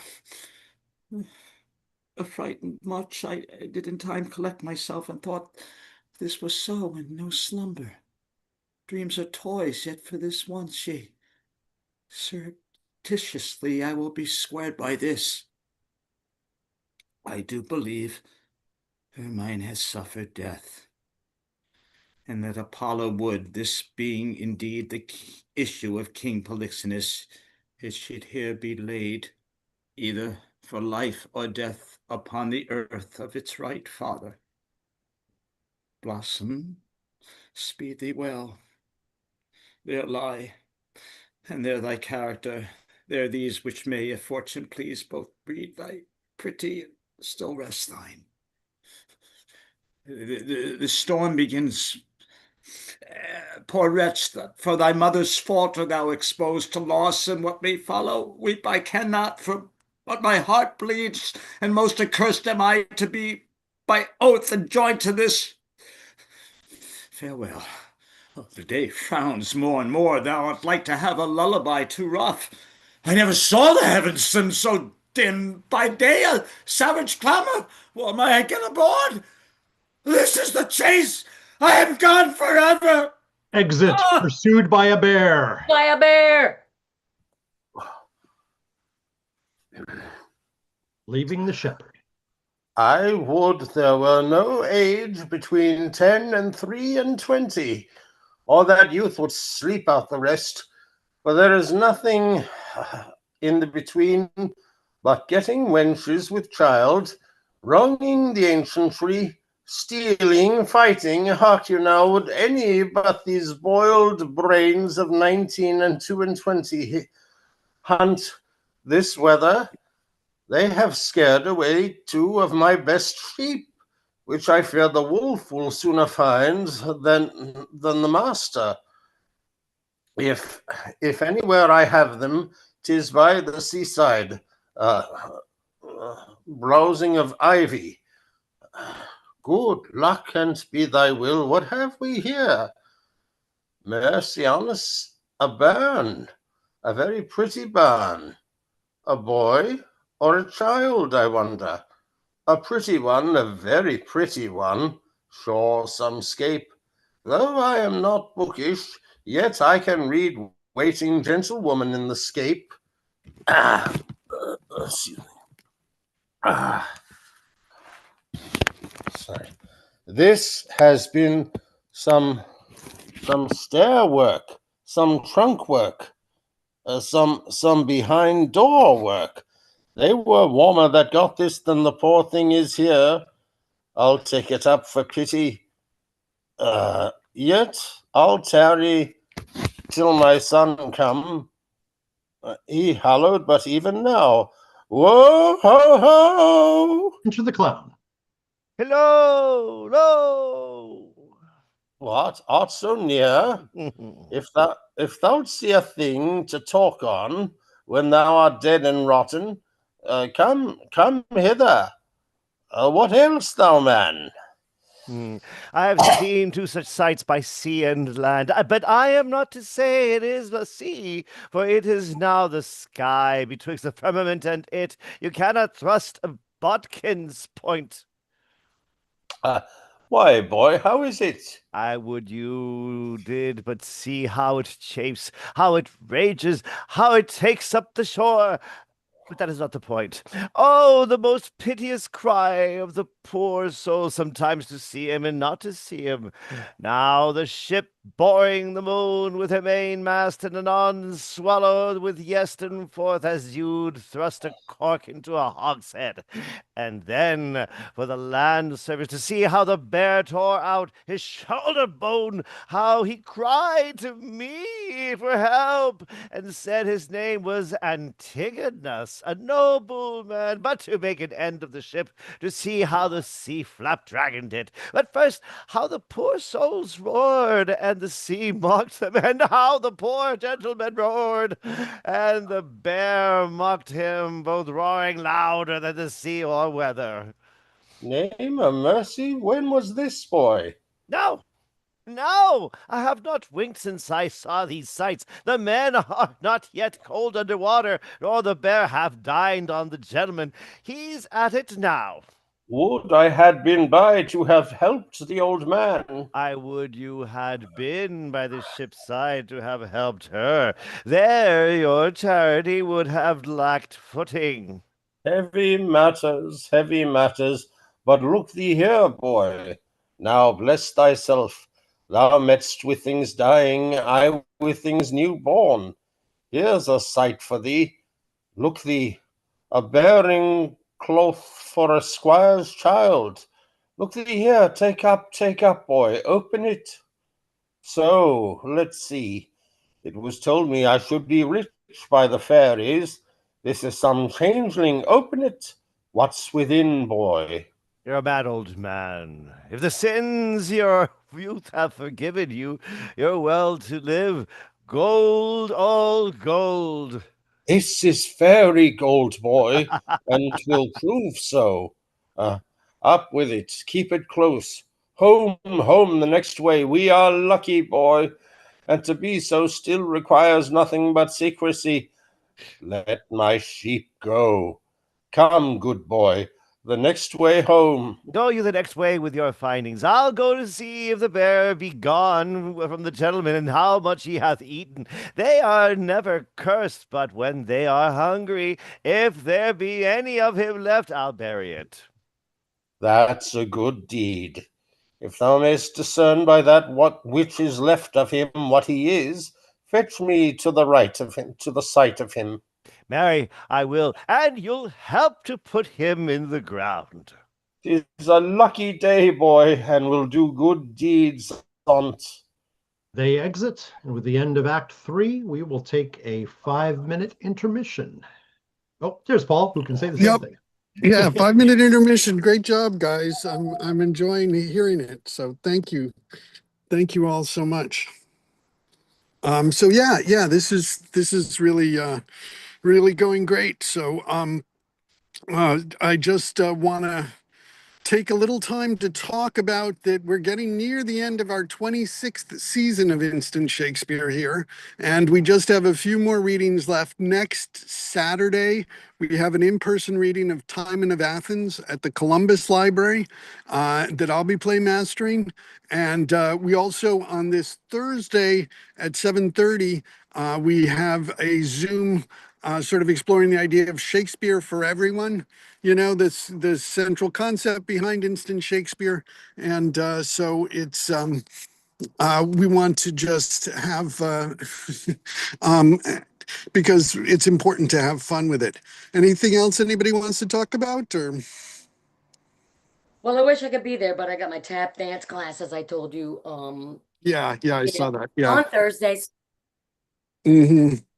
Yeah, in Bloomfield, where I am currently Yeah, that's right. taking a little break from delivering mail. Uh, Yeah. And then just actually finishing up the season, then on the following Saturday, December 13th, we'll have a Zoom reading of All's Well That Ends Well that Derek Tarson will be playmastering. And then on the December 20th, we'll have our final reading of this season with The Tempest at the Yorkville Library that Kitty will be playmastering. Yay, So Kitty. I'm very interested in doing something in the Tempest. If Kitty's there, if you have something for me. yeah, well, it's good. I mean, a lot of times when we talk about things in the Zooms, it's tough to remember. So it's always good to send an email to let people know what's going on. And as I say, I'm Send still me an email, okay? I'm accumulating yeses. And also, a couple of parts that you might enjoy, you know, 3 parts that you might like to do, but you can't do 3. You can only do 1. Actually, I keep telling you, Paul, there were 2 young women. They really want to do Shakespeare, and they're both African American. And I will get in touch with them because Yeah, they're absolutely. really cool young women, and they've acted before. They just want to do Shakespeare, and they're in Newark. Yeah, Gotta do absolutely. it. We're I gotta always get in touch always with them like now. want to get more people. Always looking to do that. I'm very happy we've gotten some people. I mean, Matt has just this season started doing. Had you Hey, done things Matt. before this season or? Well, I came in, I did Richard the Third last summer. So the Ah, summer Derek did, because I literally just moved back to the New York City area. And Derek was like, oh, hey, I could really use you to read a couple roles. So I've Yeah. Where been did you very, move from? I spent the last 5 years in the Nashville area Oh, doing cool. theater, and I was head of IT at the First Art Museum down there. You And didn't pick up the accent. No, no, I did not. 5 years before that, I was head of IT at the Folger Shakespeare Library. Oh, wow. Oh, Before wow. that, Hey, it I was, could tell. I could tell, man. it's Um, fantastic. And then, did you hear a lot of really good I grew blues? up here in Did the you New hear a York lot of City good area. music in Nashville? If you like country music, it's a great place Yeah, for country music. I'm not a fan myself, but lots of I stuff could going take on a there. bit of it. I'm just Yeah. going to drop in chat. I'm not going to be able to join the Timon reading next week because I actually have a concert. I sing with the Yale Camerata, and Oh, I've got a cool. concert that'll be live streamed next Saturday night. So if anyone wants to listen to some great choral Advent music, it'll be Oh, live streamed there if oh, anyone's great. What interested. do you sing baritone or tenor or Yes. what? Yep. Oh, that's Baritone. all right. cool. Yeah. If you send us information, like either in the email or also we have our Facebook group where I'm always happy to have people share information about other projects they're working on and things like that. So I got hacked too many times. I haven't done Facebook or Insta in like 4 years. yeah. Mm. Oh, well. I have more time now. I don't vent and show off. I mean, I learned, just because they click like does not mean they're coming to my shows in Newark. So, but Well, it's very easy to it click. started out great for networking. I thought it was great. Your best. Right. I got in touch with some junior high, middle school friends, and that was cool. Mhm. Yes, well, it is interesting how to do this, but I mean, I think this is also such a great opportunity to get together and read, and I mean, reading for pleasure, which is what we're doing here, and having fun with Yeah. it, and just I mean, how rich the language is, just reading Leontes, what an incredibly complex character. Obviously, acting very villainous, and yet his turn. You can see the turn there of his genuine grief at how horrible he's been. I mean, just the melon. This has been one of my favorite plays for a long time, but I haven't read it in a couple decades. And it's just wonderful to approach it now as a middle-aged man with my own teenage children, Wow. seeing that difference and what it Yeah, all. and because it's one of the later Shakespeare's, his language just gets even more complex and rhythmically and all that stuff. Oh, my dog is here and wants to go out. Wait. And then just I'm when we not, I'm not in Act 4. That's good. Wait, I want to say one more thing. I saw dog? this play for the first time. I was 1979, Stratford, Ontario. Brian Bedford was a masterful Leontes. And Martha Henry was Paulina. And this brilliant British woman, Margot Dion, was Hermione. Man, it was great. Virginia, excuse me for interrupting, but you found That's all your I was dog? going to say. Sorry. You found your dog? No, not my kitty. I never found my kitty cat. 12. Oh, no, your dog. You said Oh, somebody my had dog is right here. He's standing right here. He's telling me he found wants to him. go out. Last night This I dog heard is my Wants to dog. go out. This lantern, I have my two own. dogs, two cats, now only one cat, but I think someone took that kitty cat, and I'm going to put up even more flyers. but the dog that you were writing to us about, he or she is fine. My kitty cat was missing. Kitty. It was a No, kitty cat. No, I it was never a was kitty missing she one of told my me. dogs. before that. Said What? you said my dog has been killed, and people. Oh, yeah, right. No, that guy was a creepy junkie in the neighborhood who lied to me and said somebody's pit bull killed my cat. That's He just right. wanted the reward. He Oh, was making it cat. all up. Okay. Well, Sad. but I take anyways, him out of We've that. had our 5 We minutes. have some Do we different, wanna, interesting people here in Newark, believe me. I'm Sometimes. glad to hear that. Yeah. shall we? Paula's yes, got. let us resume. Let us get on and hear how much time has passed for the characters. Yeah, okay. Sorry. Blah, blah. Here we are, Act Thank you for 4. asking, Kitty. Okay.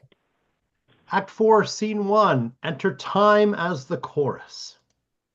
That please some, try all, both joy and terror of good and bad that makes and unfolds error.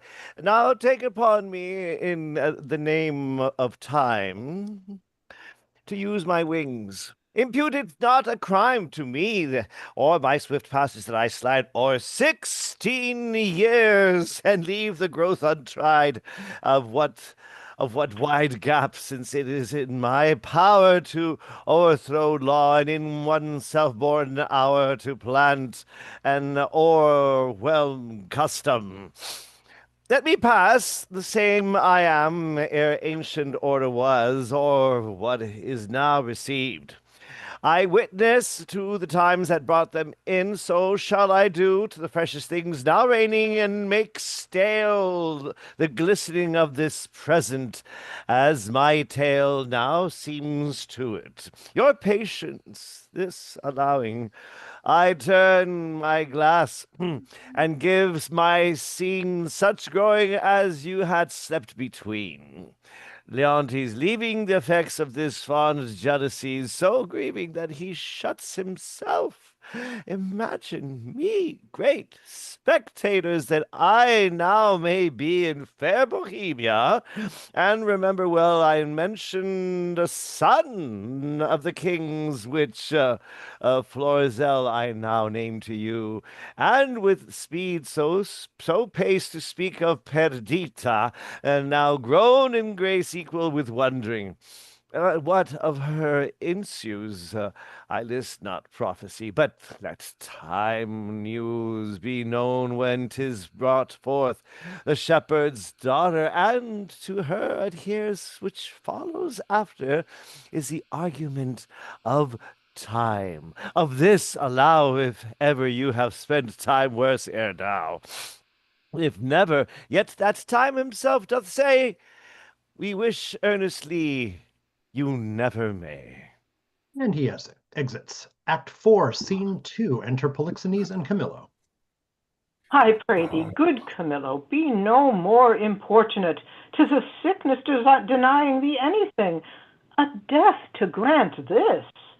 It is 15 years since I saw my country. Though I have for the most part been aired abroad, I desire to lay my bones there.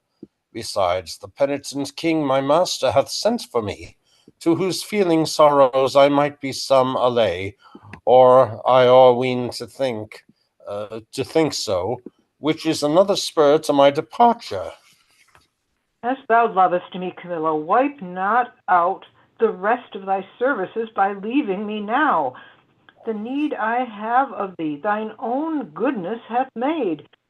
Better not to have had thee than thus to want thee. Thou, having made me businesses which none without thee can sufficiently manage, must either stay to execute them thyself, or take away with thee the very services thou hast done, which, if I have not enough considered as too much I cannot, to be more thankful to thee, shall be my study, and my profit therein the heaping friendships of that fatal country, Sicilia. Prithee speak no more, whose very naming punishes me with the remembrances of that penitent, as thou callest him, and reconciled king, my brother, whose loss of his most precious queen and children are even now to be afresh lamented. Say to me, when sawest thou the Prince Florizel, my son?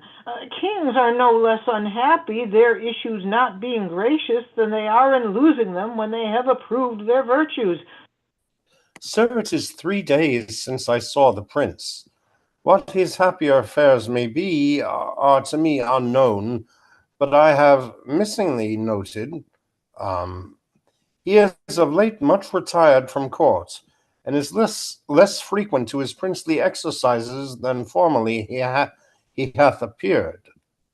I have considered so much, Camillo, and with some care, so far that I have eyes under my service which look upon his removedness, from whom I have this intelligence, that he is seldom from the house of a most homely shepherd, a man, they say, that from very nothing and beyond the imagination of his neighbors is grown into an unspeakable estate. I have heard, sir, of such a man, who hath a daughter of most rare note. The report of her is extended more than can be thought to begin from such a cottage. That's likewise part of my intelligence, but I fear the angle that plucks our son thither. Thou shalt accompany us to this place where we will, not appearing what we are, have some question with the shepherd, from whose simplicity I think it not uneasy to get the cause of my son's resort thither. Prithee, be my present partner in this business, and lay aside the thoughts of Cecilia. I willingly obey your command. My best Camilla, we must disguise ourselves. They exit. Act 4, Scene 3. Enter Autolycus singing. When daffodils begin to pair with hay the doxy over the dale, why then comes in the sweet of the year, for the red blood reigns in the winter's pale. The white sheets bleaching on the hedge, with hay the sweet birds, oh how they sing, to set my pugging tooth and edge, for a quart of ale is a dish for a king. The lark, the tirra-lirra chants, with hey the thrush and the jay. with A, the thrush, and the J, are summer songs for me and my aunts, while we lay tumbling in the hay. I have served Prince Florizel in my time worth 3 pile, but I'm out of service. But shall I go mourn for that, my dear? The pale moon shines by night, and when I wander here and there, I then do most go right. If tinkers may have leave to live, and bear the souskin bogget, then my account I will vouch it, and in the stocks avouch it. My tracks is sheets, when the kite builds look to less a linen. And my father named me Autolycus, who, being as I am, littered under Mercury, was likewise a snapper up of unconsidered trifles. With dye and drab I purchase this comparison, and my revenue is the silly cheat. Gallows and knock are too powerful on the highway. Beating and hanging are terrors to me. For the life to come, I sleep out the thought of it. A prize, a prize. Let me see, every 11 weathered tods, every tod yields pounds and odd a shilling. 1,500 shorn, what comes the wool to? If the spring hold, the cock's mine. I cannot do it without counters. Let me see. What am I to buy for our sheep shearing feast? 3 pounds of sugar, 5 pound of currants, rice. What will this sister of mine do with rice? But my father hath made her mistress of the feast, and she lays it on.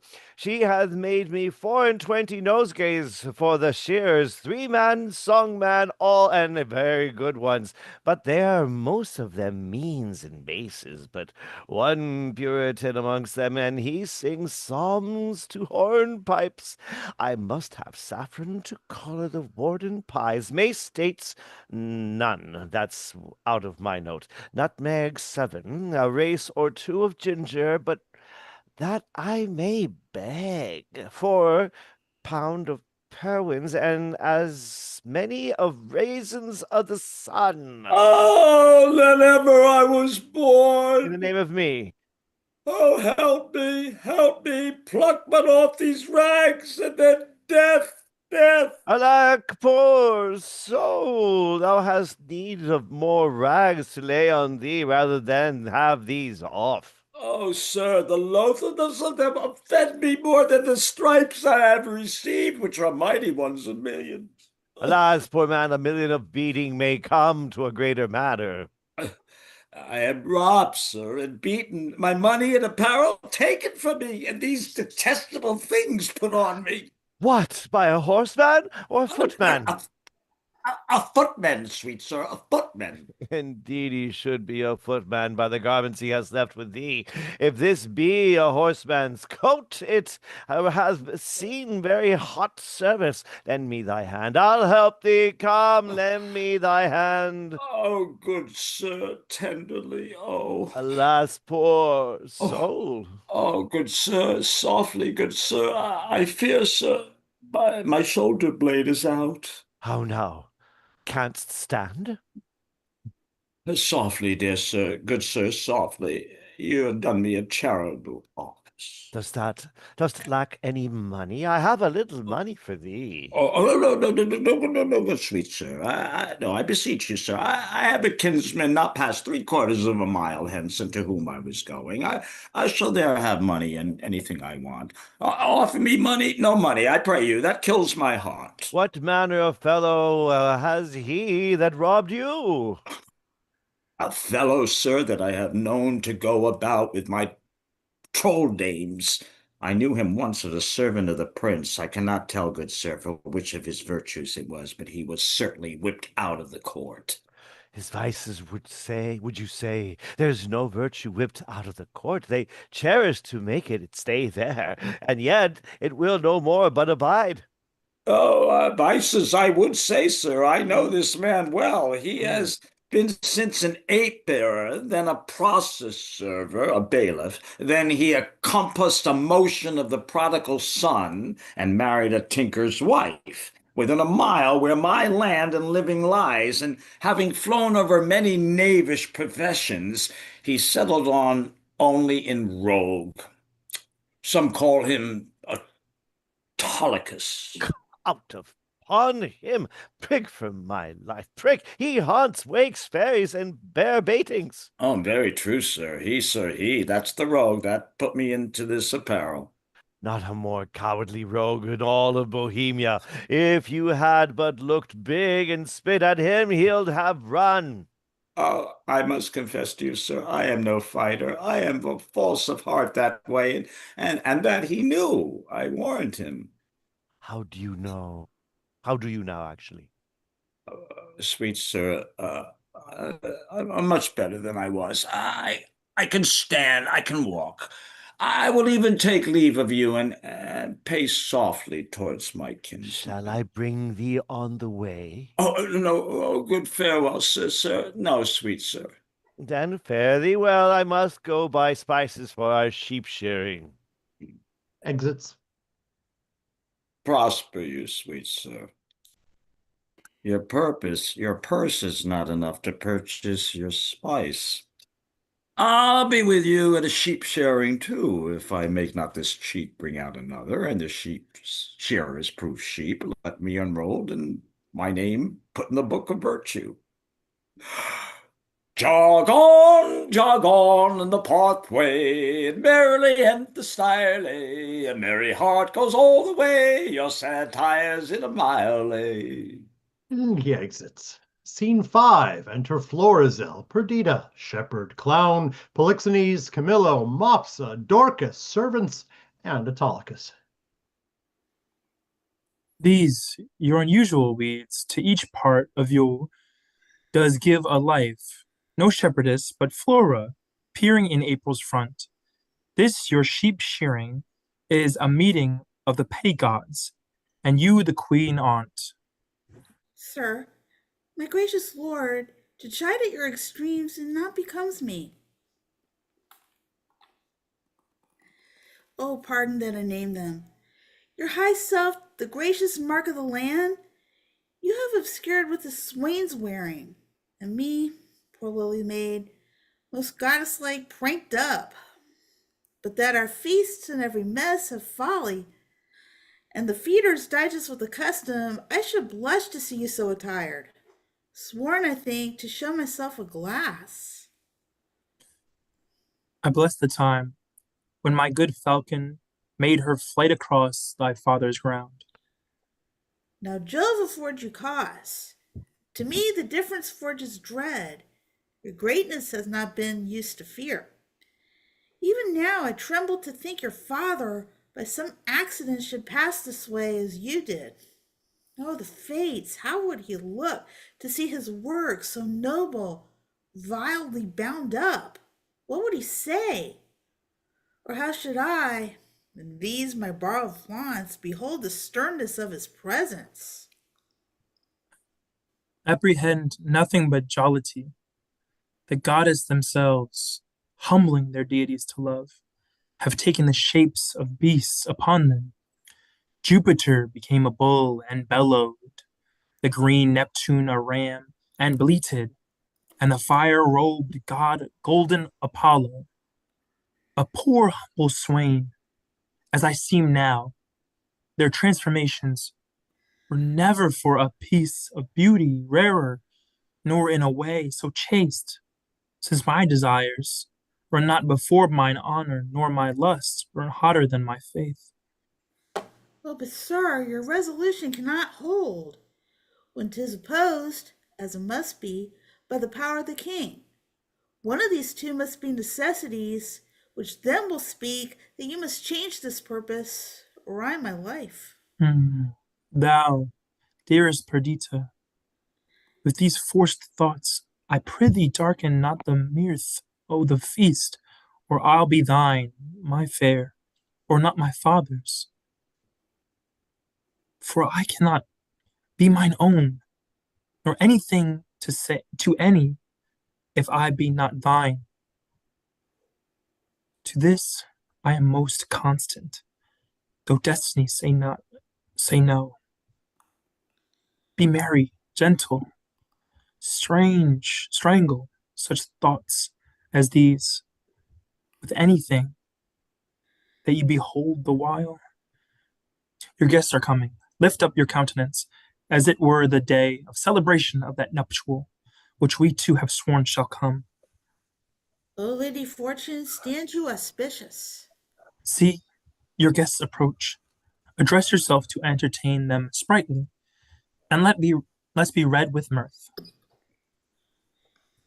Fie, daughter, when my old wife lived upon this day, she was both pantler, butler, cook, both dame and servant, welcomed all, served all, would sing her song and dance her turn.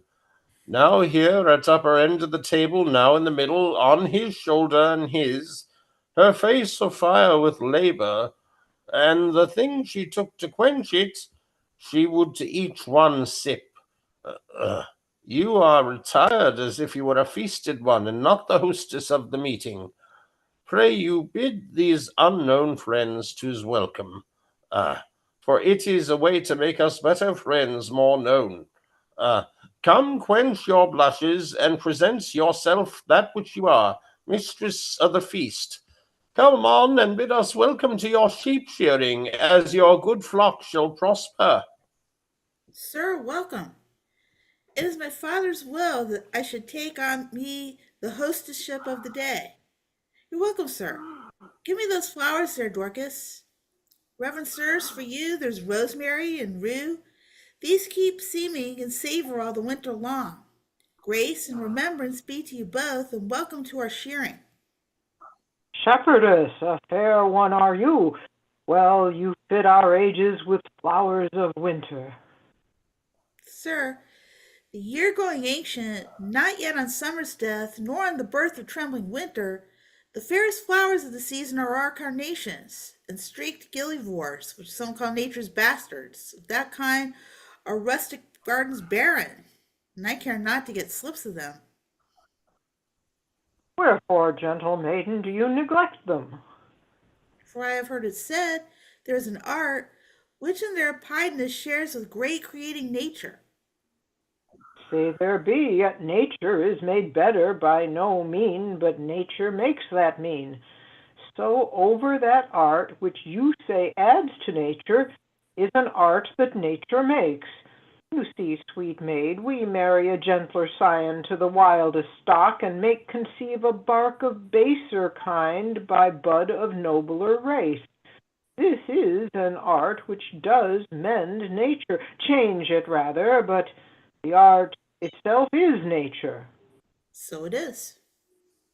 Then make your garden rich in gillivores, and do not call them bastards. I'll not put the dibble in earth to set one slip of them. No more than were I painted, I would wish this youth should say 'twere well, and only therefore desire to breed by me. Here's flowers for you. Hot lavender, mint, savory, marjoram, the marigold that goes to bed with sun, and with them rises weeping. These are flowers of middle summer, and I think they are given to men of middle age. You're very welcome. I should leave grazing were I of your flock, and only live by gazing. Out, alas, you'll be so lean, the blast of January will blow you through and through. Now, my fairest friend, how would I had some flowers of the spring that might become your time of day, and yours, that wear upon your virgin branches yet your maidenhead's growing.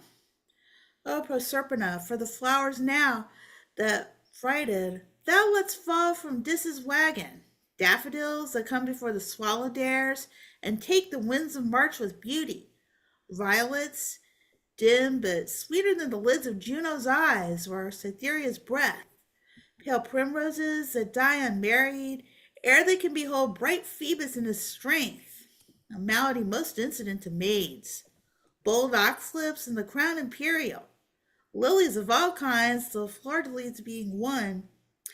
Oh, these I lack to make you garlands of, and my sweet friend to strew him o'er and o'er. What? Like a course? No, like a bank, for love to lie and play on, not like a corse, riff, not to be buried, but quick and in mine arms. Come, take your flowers. Methinks I play as I have seen them do in White Sun pastorals. Sure, this rub of mine does change my disposition. What you do still betters what is done. What you speak sweet, I'll have you do it ever. When you sing, I'd have you buy and sell so. So give me alms, pray so, and for the ordering your affairs, to sing them too. When you do dance, I wish you a wave over the sea, that you might ever do nothing but that. Move still, still so, and own no other function. Each you're doing so singular in each particular crowns what you are doing. In the present deeds, that all your acts are queens. Oh, Doricles, your praises are too large. But that your youth and the true blood which peeps fairly through it do plainly give you out an unstained shepherd with wisdom. I might fear, my Doricles, you wooed me the false way. I think you have as little skill to fear as I have purpose to put you on't. But come, our dance I pray, your hand, my Perdita, so turtles pair that never mean to part. I'll swear for them. This is the prettiest low-born lass that ever ran on the greensward. Nothing she does or seems but smacks of something greater than herself, too noble for this place. He tells her something that makes her blood look on't. Good sooth, she is the queen of curds and cream. Come on, strike up. Mopsa must be your mistress, Mary Garlic, to mend her kissing with. Now in good time, but not a word we stand upon our manners. Come, strike up. Here a dance of shepherds and shepherdesses. Pray, good shepherd, what fair swain is this which dances with your daughter? They call him Doricles, and boasts himself to have a worthy feeding. But I have it upon his own report, and I believe it. He looks like sooth. He says he loves my daughter. I think so too. For never gazed the moon upon the water, as he'll stand and read as 'twere my daughter's eyes. And to be plain, I think there is not half a kiss to choose who loves another best. She dances featly. Though she does anything, though I report it that should be silent, if young Doricles do light upon her, she shall bring him that which he not dreams of. Enter servant. Oh, master, if you did but hear the peddler at the door, you would never dance again after a tabor and pipe. No, the bagpipe could not move you. He sings several tunes faster than you'll tell money. He utters them as if he had eaten ballads, and all men's ears grew to his tunes.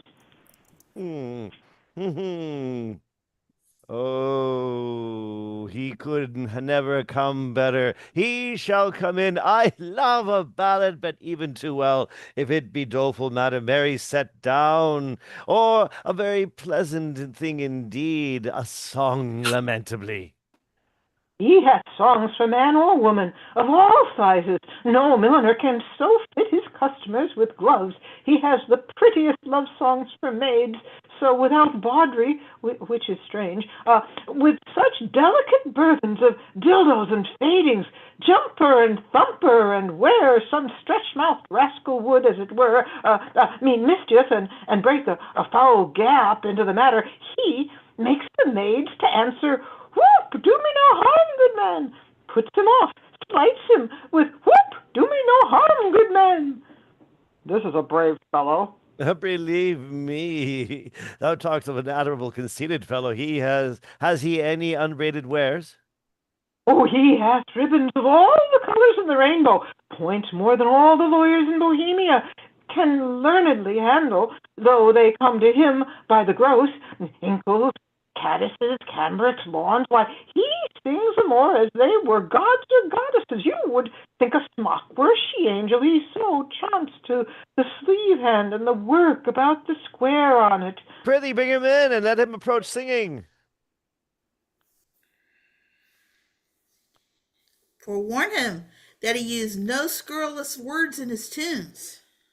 You have of these peddlers that have more in them than you'd think, sister. Ay, good brother, or go about to think. Enter Autolycus singing.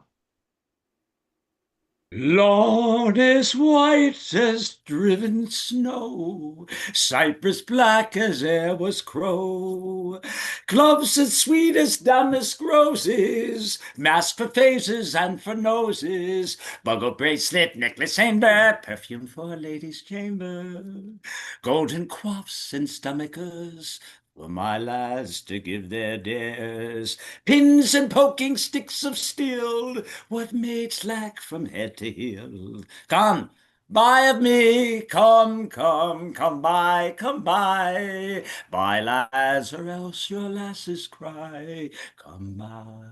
If I were not in love with Mopsa, thou shouldst take no money of me, but being enthralled as I am, it will also be the bondage of certain ribbons and gloves.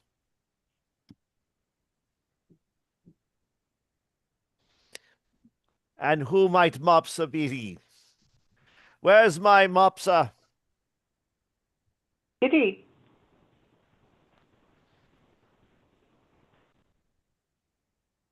Mopsa, dear, speak to me. Kitty, my Mopsa. What page are you guys on? I was promised them against the feast. Unmute, darling, unmute. But What they page come you not on? too late now. Speak, my darling, I cannot hear thee. Turn thy voice to such a way that we can hear thee. Oh, I was promised them against the feast, but they come not too late now. he hath promised you more than that, or there be liars. He hath paid you all he promised you. Maybe he has paid you more, which will shame you to give him again. Is there no manners left among maids? Will they wear their plackets where they should bear their faces? Is there not milking time when you are going to bed, or kill-hole to whistle of these secrets? But you must be tittle-tattling before all our guests.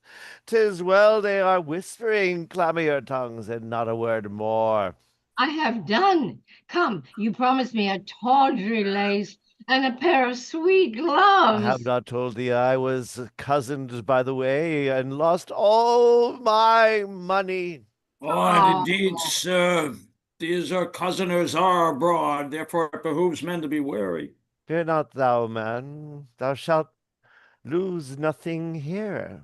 Oh, I hope so, sir, for I have about me many parcels of charge. What hast here? Ballads? Oh, pray now buy some. I love a ballet in print, a life, for then we are sure they are true. Oh, here's one to a very doleful tune. How a usurer's wife was brought to bed of 20 money bags at a burden, and how she longed to eat adders' heads and toads' carbonaded. Is that true, think you? Very true, but a month Oh, Bless me from marrying a usurer. Here's the midwife's name to it. One Miss Tail Porter, and 5 or 6 honest wives that were present. Why shall I carry lies abroad? oh, pray you now buy it. Come on, lay it by, and let's foresee more ballads. We'll buy the other things anon. There's another ballad of a fish that appeared upon the coast on Wednesday, the 4th of April, 40,000 fathom above water, and sung this ballad against the hard hearts of maids. It was thought she was a woman and was turned into a cold fish, for she would not exchange flesh with one that loved her. The ballad is very pitiful and as true. Is it true too, think you? 5 justices' hands at it, and witnesses more than my pack will hold. Lay it by two. Another. Oh, this is a very merry ballad, but a very pretty one. Let's have some merry ones. This is a passing merry one, and goes to the tune of two maids wooing a man. There's scarce a maid westward, but she sings it. 'Tis in request, I can tell you. Oh, we can both sing it. If thou bear a part, thou shalt hear 'tis in 3 parts. We had the tune on it a month ago. I can bear my part. You must know 'tis my occupation. Have it with you. Get you hence, for I must go, where it fits not you to do know. Whither? Oh, whither? Whither? It comes by oath full well, thou to me thy secrets tell. Me too, let me go thither. Or thou goest to the grange or mill. If to either thou dost ill. Neither. What, neither? Neither. Thou hast sworn my love to be. Thou hast sworn it more to me. Then whither goes? Say whither. We'll have this song out and done by ourselves. My father and the gent are in sad talk, and we'll not trouble them. Come, bring away thy pack after me. Wenches, I'll buy for you both. Peddler, let's have the first choice. Follow me, girls. And you shall pay well for 'em. Will you buy any tape or lace for your cape, my dainty duck, my dearie? Any silk, any thread, any toys for your head, of the newest and finest wearer? Come to the peddler, money's embeddler, that doth utter all men's wearer. Exits. Master, there is 3 carters, 3 shepherds, 3 neatherds, 3 swineherds that have made themselves all men of hair. They call themselves salters, and they have a dance which the wenches say is a gallimaufry of gambols, because they are not in it. But they themselves are of the mind, if it be not too rough for some that know little but bowling, it will please plentifully.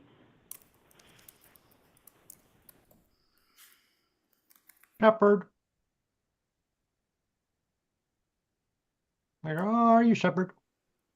Shepherd. Is that Ken? Daddy. Ken? Away, we'll none of it. Here has been too much homely foolery already. I know, sir, we weary you. Sorry, which page? You're on page 97. 97. I'm sorry, I was in the other room. That's right. Jacob got your line. 97? Yep, 97. Jacob got your Oh, line. okay. Sorry about that. Sorry. Polite. Away, we'll none on. We've already done that? Yep. Okay. Yep, Jacob got it. Let's keep going. 1, 3 of them? No. Leave your prating. No, it's Polixenes' line. You weary those. Away, away. No, Polixenes, your line. You weary those. Yeah, I'm just waiting. Okay. You weary those that refresh us. Pray, let's see these 4-3 of herdsmen. 3 of them, by their own report, sir, hath danced before the king, and not the worst of 3, but jumps 12.5 by the squire. Leave your prating. Since these good men are pleased, let them come in, but quickly now. Why, they stay at the door, sir. Here, a dance of 12 satyrs. Oh, father, you'll know more of that hereafter. Is it not too far gone? 'Tis time to part them. He's simple and tells much. How now, fair shepherd, your heart is full of something that does take your mind from feasting. Sooth, when I was young and handed love as you do, I was wont to load my she with knacks. I would have ransacked the peddler's silk treasury and have poured it to her acceptance. You've let him go, and nothing marted with him. If your last interpretation should abuse and call this your lack of love or bounty, you were strated for a reply, at least if you make a care of happy holding her. Old sir, I know she prizes not such trifle things as these are. The gifts she looks from me are packed and locked up in my heart, which I have given already, but not delivered. Oh, hear me, breath of my life, before this ancient sir, whom it should seem have sometime loved. I take thy hand, this hand as soft as dove's down, and as white as it, or Ethiopian's tooth, or the fanned snow that's bolted by the northern blast twice over. What follows this? How prettily the young swain seems to wash the hand was fair before. I have put you out, but to your protestation, let me hear what you profess. Do, and be witness to it. And this my neighbor too? And he, and more than he, and men, the earth, the heavens, and all that were I crowned, the most imperial monarch thereof, most worthy, were I the fairest youth that ever made I swerve, had force and knowledge more than ever man's. I would not prize them without her love, for her employ them all, commend them, and condemn them to her service, to their own perdition. I offered. This shows a sound affection. But, my daughter, say you the like to him?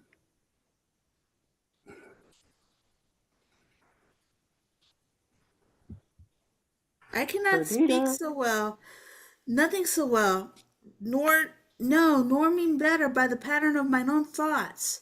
I could have the purity of his. Take hands a bargain, and friends unknown, you shall bear witness to it. I give my daughter to him, and will make her portion equal his. Oh, that must be I the virtue of your daughter. One being dead, I shall have more than you can dream of yet. Enough then of your wonder. But come on, contract us for these witnesses. Come, your hand, and daughter yours. Soft, swain, a while, beseech you. Have you a father? I have, but what of him? Knows he of this? He neither does nor shall.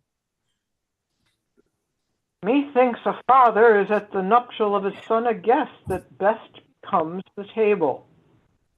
Pray you once more, is not your father grown incapable of reasonable affairs? Is he not stupid with age and altering rooms? Can he speak, hear, know man from man, dispute his own estate? Lies he not bedrid, and again does nothing but what he did, being childish? No, good sir.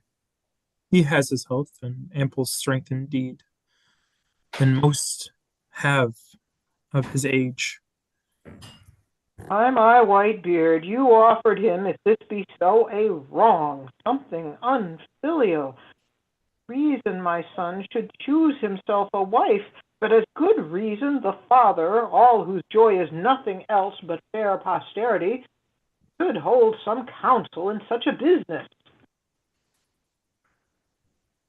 I yield all this, but for some other reason, my grave sir, which 'tis not fit you know, I not acquaint my father of this business. Let him know it. He shall not. Prithee, let him. No, he must not. Let him, my son. He shall not need to grieve at knowing of thy choice. Come, come. He must not. Mark our contract. Mark your divorce, young sir, whom son I dare not call. Thou art too base to be acknowledged, thou, a sceptred heir, that thus affects a sheep-hook. Thou old traitor, I am sorry that by hanging thee I can but shorten thy life 1 week. And thou, fresh piece of excellent witchcraft, whom of course must know the royal fool thou copst with, Oh, my heart! I'll have thy beauty scratched with briars and made more homely than thy state.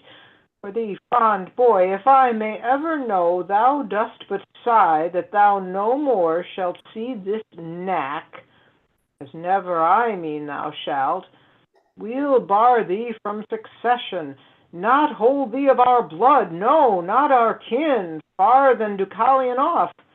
Mark thou my words, follow us to the court. Thou churl, for this time, though full of our displeasure, yet we free thee from the dead blow of it. And you, enchantment, worthy enough a herdsman, yea, him too that makes himself, but for our honor therein, unworthy thee, if ever henceforth thou these rural latches to his entrance open, or hoop his body more with thy embraces, I will devise a death as cruel for thee as thou art tender to it. Lixines exits.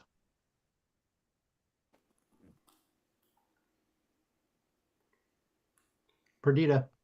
Even here undone, I was not much afeard.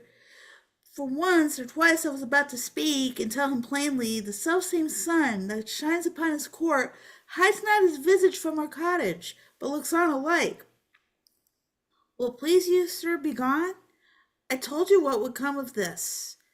Beseech you of your own state take care. This dream of mine being now awake, I'll queen and no inch farther, but close my eyes and weep. Why, how now, father, speak ere thou diest. I cannot speak, nor think, nor dare to know that which I know. Oh, sir, you have undone a man of 63 that thought to fill his grave in quiet. Yea, to die upon the bed my father died, to lie close by his honest bones. But now some hangman must put on my shroud and lay me where no priest shovels in dust.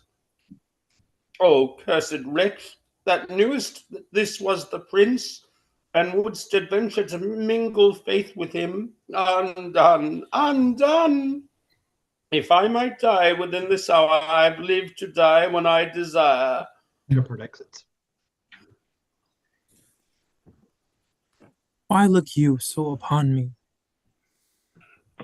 I am but sorry, not afeard, delayed, but nothing altered. What I was, I am.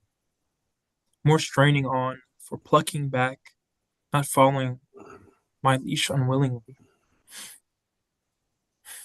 Gracious my lord, you know your father's temper. At this time he will allow no speech which I do guess you do not purpose to him. And as hardly will he endure your sight as yet I fear, than till the fury of his highness settle come not before him. I not purpose it, I think, Camille. Even he, my lord. How often have I told you 'twould be thus? How often said my dignity would last but till 'twere known? It cannot fail.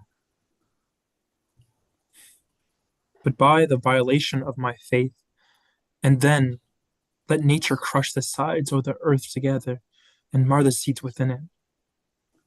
Lift up thy looks. From my succession wipe me, father. I am here to my affection. Be advised. I am. And by my fancy, if my reason will there too be obedient, I have reason.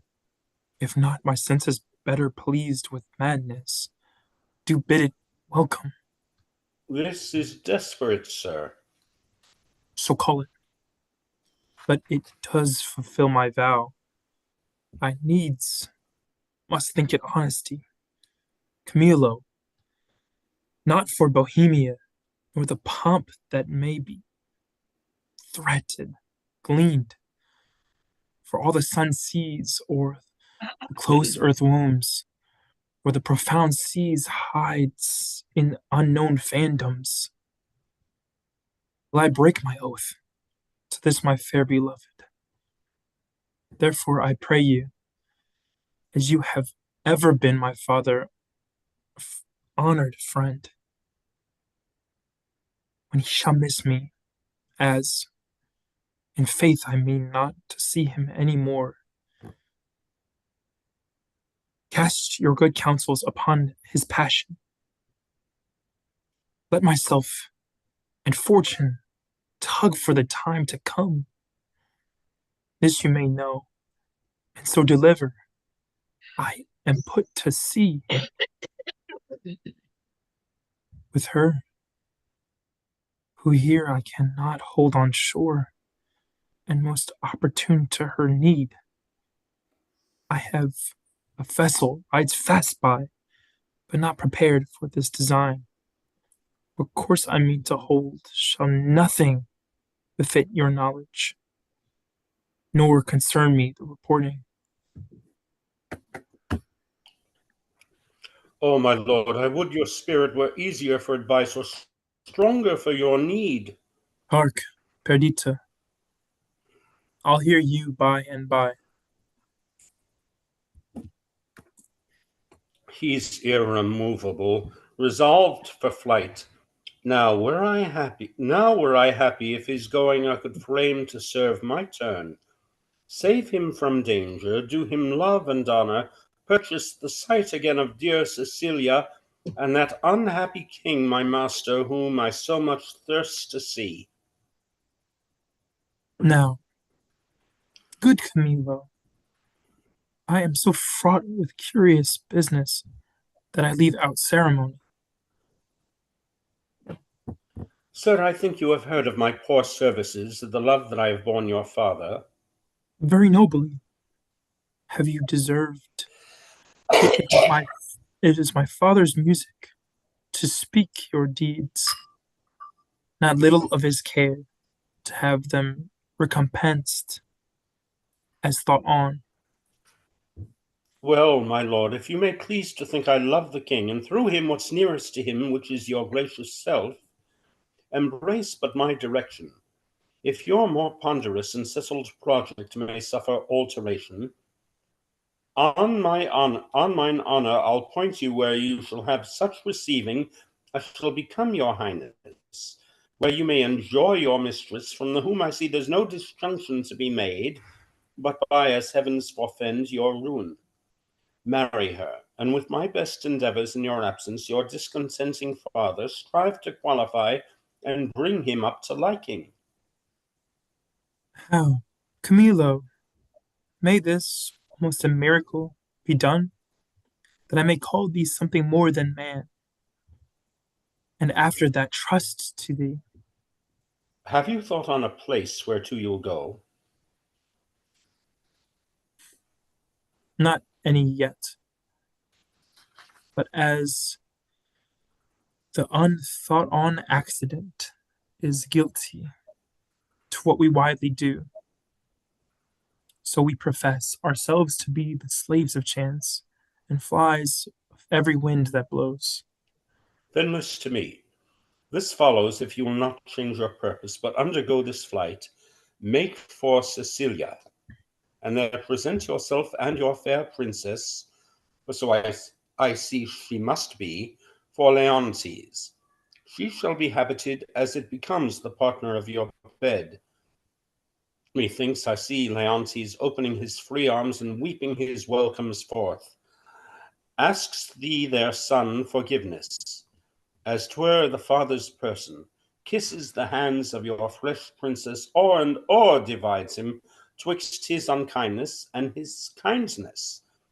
The one he chides to hell and bids the other grow faster than thought or time. Worthy Camillo, what color for my visitation shall I hold up before him? Sent by the king your father to greet him and to give him comforts, Sir, the manner of your bearing towards him, with what you as from your father shall deliver, things known between betwixt us three, I'll write you down, the which shall point you forth at every sitting what you must say, that he shall not perceive but that you have your father's bosom there, and speak his very heart. I am bound to you. There is some sap in this. A course more promising than a wild dedication of yourselves to unpathed waters, undreamed shores, most certain to miseries enough. No hope to help you but as you shake off one to take another. Nothing so certain as your anchors who do their best office, if they can but stay you where you'll be loath to be. Besides, you know, prosperity is the very bond of love, whose flesh complexion and whose heart together affliction alters. One of these is true. I think affliction may subdue the cheek, but not take in the mind. Yea, say you so? There shall not at your father's house these 7 years be born another such. My good Camilo, she's as forward of her breeding as is I that owe our birth. I cannot say 'tis pity she lacks instructions, for she seems a mistress to most that teach. Your pardon, sir. For this, I'll bless you thanks. Please, Perdita. But oh, the thorns we stand upon.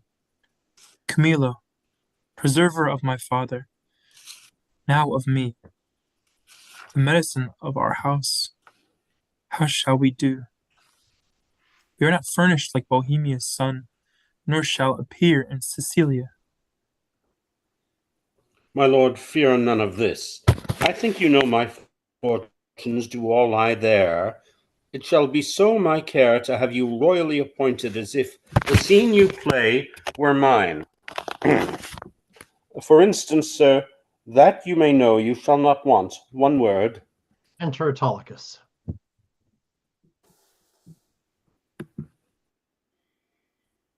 Okay. What a fool honesty is, and trust his sworn brother, a very simple gentleman. Anyway, hold on. I have sold all my trumpery. Ah, not a counterfeit stone, not a ribbon, glass, pomander, brooch, table book, ballad, knife, tape, glove, shoe tie, bracelet, horn rig to keep my pack from fasting. They throng who should buy first, as if my trinkets had been hallowed and bought by a benediction to the buyer. By which means I saw whose purse was best in picture, and what I saw to my good use I remembered. My clown who wants to but something reasonable, as I remembered, my clown who wants but something to be a reasonable man, grew so in love with the wench's song that he would not stir his petticoats till he had both the tune and words, which so drew the rest of the herd to me. But all their other senses stuck in ears you might have pinched to placket. It was senseless, was nothing to gild a codpiece of a purse. I would have filled keys of that hung in chains, no hearing, no feeling, but my sir's song, and admiring the nothing of it. So that in this time of lethargy I picked and cut most of their festival purses. And had not the old man come in with a whoop-bob against his daughter and the king's son and scarred my chows from the chaff, I had not left a purse alive in the whole army.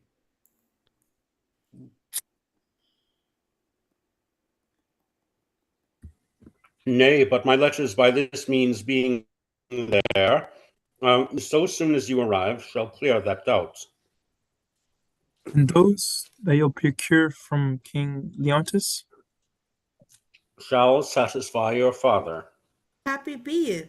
All that you speak shows fair. Who have we here? We'll make an instrument of this. Omit nothing may give us aid. They have overheard me now while hanging. How now, good fellow? Why shakest thou so? Fear not, man. Here's no harm intended to thee. No, I'm a poor fellow, sir. Why be so still? Here's nobody will steal that from thee. Yet for the outside of thy poverty we must make an exchange. Therefore discase thee instantly. Thou must think there's a necessity in't, and change garments with this gentleman. Though the pennyworth on his side be the worst, yet hold thee, there's some boot. I am a poor fellow, sir. I know ye well enough. Nay, prithee dispatch, the gentleman is half led already. Are you in earnest, sir? I smell a trick on it. Dispatch, I prithee. Indeed, I have had earnest, but I cannot with conscience take it. Unbuckle, unbuckle. Fortunate mistress, let my prophecy come home to ye. You must retire yourself into some covert. Take your sweetheart's hat and pluck it o'er your brows, muffle your face, dismantle you, and as you can, disliken the truth of your own seeming, that you may, for I do fear eyes over, to shipboard get undescried. I see the place so lies that I must bear a part. No remedy. Have you done there? Indeed, I have had. Oh, is that me? No, I'm sorry.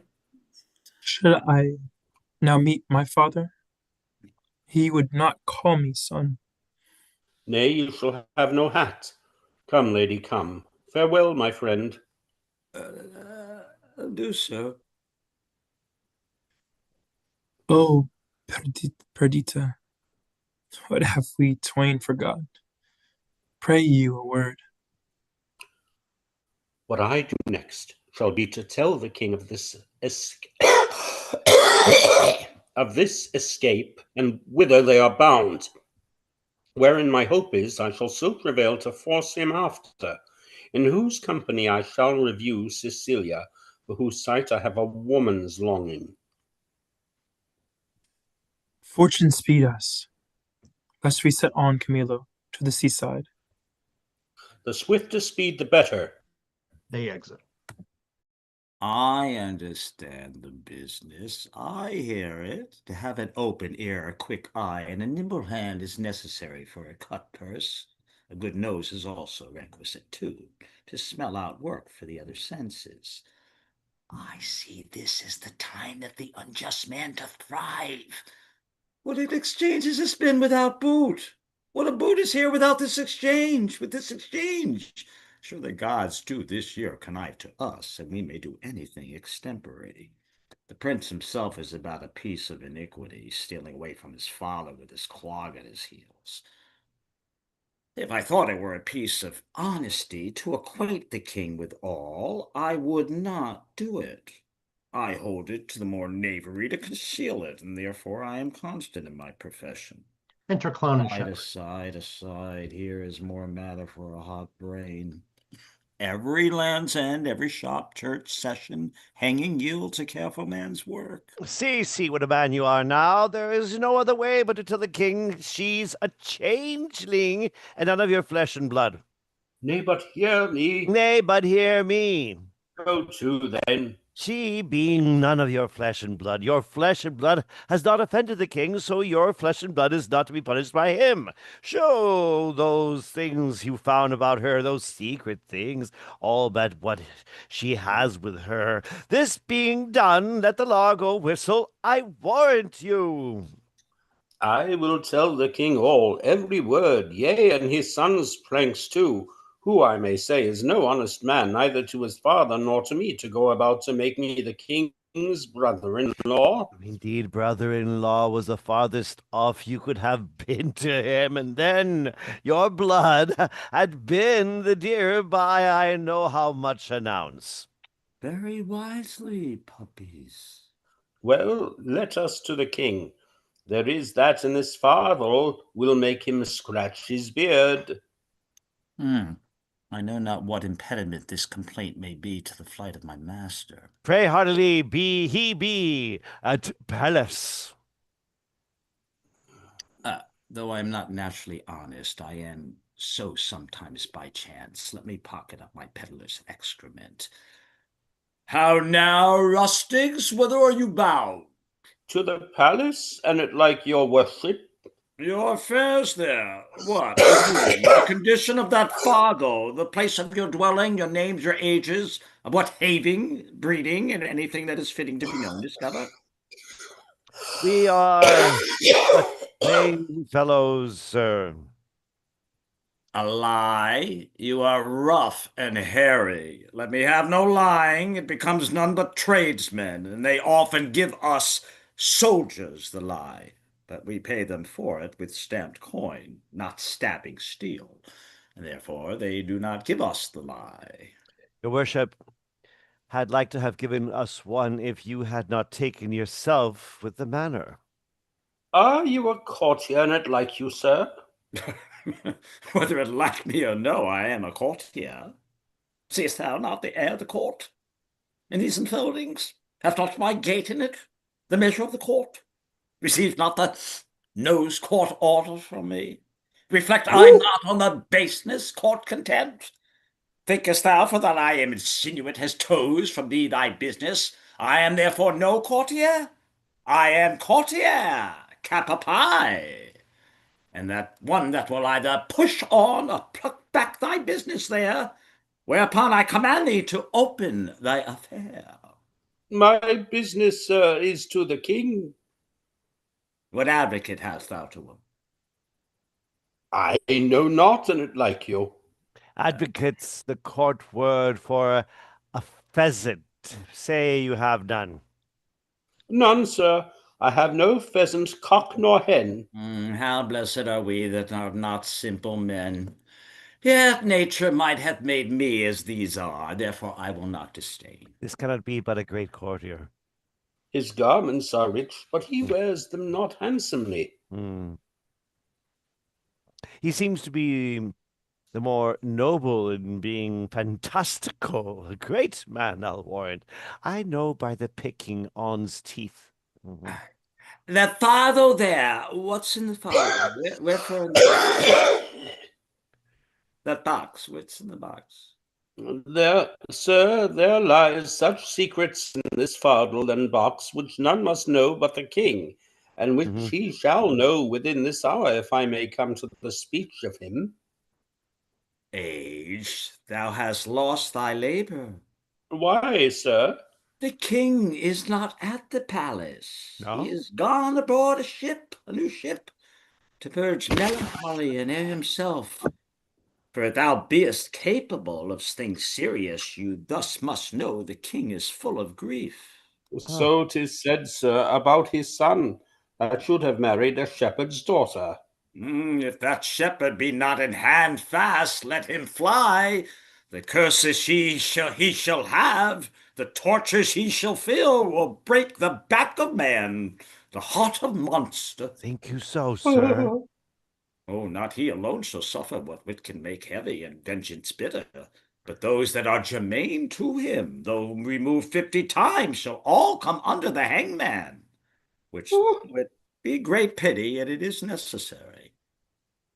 An old sheep, whistling rogue, a ram tender to offer to have his daughter come into grace.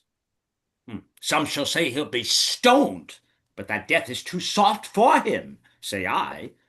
Draw thrown into a sheepcote? All deaths are too few, the sharpest too easy. Has the old man ear, son, sir? Do you hear? And, like you, sir? He has a son who shall be flayed alive, anointed over with honey, set on the head of a wasp's nest, and stand till he be 3/4 and a dram dead, then recovered again with aquavite or some other hot infusion, then raw as he is, and in the hottest day prognostication proclaims. Spit it out, spit it out. Yes, sir, his prognostication proclaims, here shall he be set against a brick wall, the sun looking with a southward eye upon him, where he is to behold him with flies blown to death. What talk we of these traitor rascals whose miseries are to be smiled at, and their offences being so capital? Tell me, for you seem to be honest, plain men. What you have to the king being something gently considered, I'll bring you about where he is aboard, tender your pension persons to you his presence, whisper him in your behalfs, and if it be any man besides the king to effect your sweets, here is a man shall do it. He seems to be of great authority. Close with him, give him gold, and though authority be a stubborn bear, yet he is oft led by the nose with gold. Show the inside of your purse to the outside of his hand, and no more ado.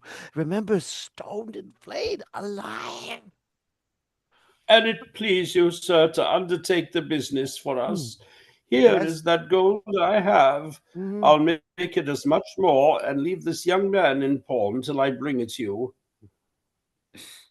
After that I have done what I promised? Aye, sir. Give me the moiety. Are you party in this business? In some sort, sir, but though my case be pitiful one, I hope I shall not be flayed out of it. Oh, no, that's the case of the shepherd's son. Hang him, he'll be made an example. Comfort, good comfort. We must to the king and show our strange sights. He must know 'tis none of your daughter nor my sister. We are gone else, sir. I will give you as much as this old man does when the business is performed, and remain, as he says, your pawn till it be brought you. I will trust you. Thank you. Walk before toward the seaside. Go on the right hand. I will but look upon the hedge and follow you. We are blessed in this man, as I may say, even blessed. Let's before as he bids us. He was provided to do us good. If I had a mind to be honest, I see fortune would not suffer me. She drops booties in my mouth. I am courted now with a double occasion, gold, and it means to do the prince my master good, which who knows how that may turn to my advancement. I will bring these two moles, these blind ones, aboard him, if he think it fit to shore them again, and that the complaint they have to the king concerns him nothing, then let him call me rogue for being so far officious, for I am proof against the title, and what shame else brings to it. To him will I present them. There may be matter in it. Exit. Act 5, Scene 1. Enter Leontes, Cleomenes, Dion, Paulina, servants, Florizel, and Perdita. Sir, you have done enough and have performed a saint-like sorrow. No fault could you make which you have not redeemed, indeed paid down more penitence than done trespass. At the last do, as the heavens have done. Forget your evil with them. Forgive yourself. Whilst I remember her and her virtues, I cannot forget my blemishes in them, and so still think of the wrong I did myself, which was so much, that heirless it hath made my kingdom, and destroyed the sweetest companion that e'er man bred his hopes out of true. True, true, my lord. If one by one you wedded all the world, or from that all that are took something good to make a perfect woman, she you killed would be unparalleled. I think so. Killed. She I killed? I did so, but thou strikest me sorely to say I did. It is as bitter upon thy tongue as in my thought.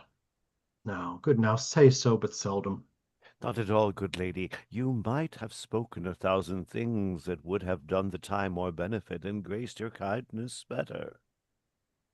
You are one of those would have him wed again. You would not so, you pity not the state, nor the remembrance of his most sovereign name. Consider little what dangers by his highness fail of issue may drop upon his kingdom, and devour uncertain lookers on. What were more holy, than to rejoice the former queen as well? What holier than for royalty's repair, for present comfort, and for future good, to bless the bed of majesty again with a sweet fellow to it? There is none worthy, respecting her that's gone. Besides, the gods would have fulfilled their secret purposes. For has not the divine Apollo said, is it not the tenor of his oracle, that King Leontes shall not have an heir, till his lost child be found? Which that it shall, is all as monstrous to our human reason as my Antigonus to break his grave, and come again to me, who on my life did perish with the infant. 'Tis your counsel, my lord, should to the heavens be contrary, oppose against their wills, care not for issue, the crown will find an heir. Great Alexander left his to the worthiest, so his successor was like to be the best. Paulina, who hast the memory of Hermione, I know in honor. Oh, that ever I had squared me to thy counsel! Then, even now, I might have looked upon my queen's full eyes, taken treasure from her lips. And left them more rich for what they yielded. Oh, thou speakest truth. No more such wives, therefore no life. One worse, and better used, would make her sainted spirit again possess her corpse, and on this stage where we offenders now appear soul vexed, and begin, why to me? Had she such power, she had just such cause. She had, and would incense me to murder her I married. I should so. Were I the ghost that walked, I'd bid you mark her eye, and tell me for what dull part in it you chose her. Then I'd shriek, that even your ear should rift to hear me, and the words that followed should be, remember mine. Stars, stars, and all eyes else dead coals. Fear thou no wife. I'll have no wife, Paulina. Will you swear never to marry, but by my free leave? Never, Paulina. So be blessed my spirit. Then, good my lords, bear witness to his oath. Eh? Yep. Cleomedes? You tempt him overmuch. Unless another, as like Hermione as is her picture, affront his eye. Good madam, I have done.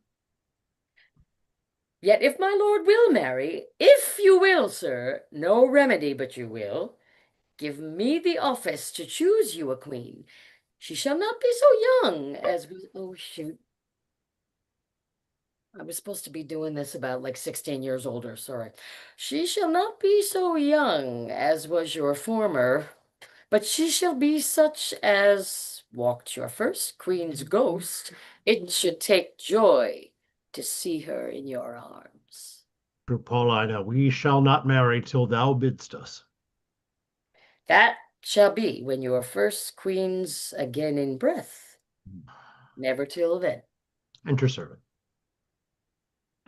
One that gives out himself Prince Florizel, son of Polixenes, with his princess, she the fairest I have yet beheld, desires access to your high presence. What with him? He comes not like to his father's greatness. His approach so out of circumstance and sudden tells us 'tis not a visitation framed, but forced by need and accident. What train? But few, and those but mean. His princess, say you, with him? Aye, the most peerless piece of earth, I think, that e'er the sun shone bright on. Oh, Hermione, as every present time doth boast itself above a better dawn, so must thy grave give way to what's seen now. Sir, you yourself have said and writ so, but your writing now is colder than the theme. She had not been, nor was not to be equaled. Thus your verse flowed with her beauty once. 'Tis shrewdly ebbed to say you have seen a better.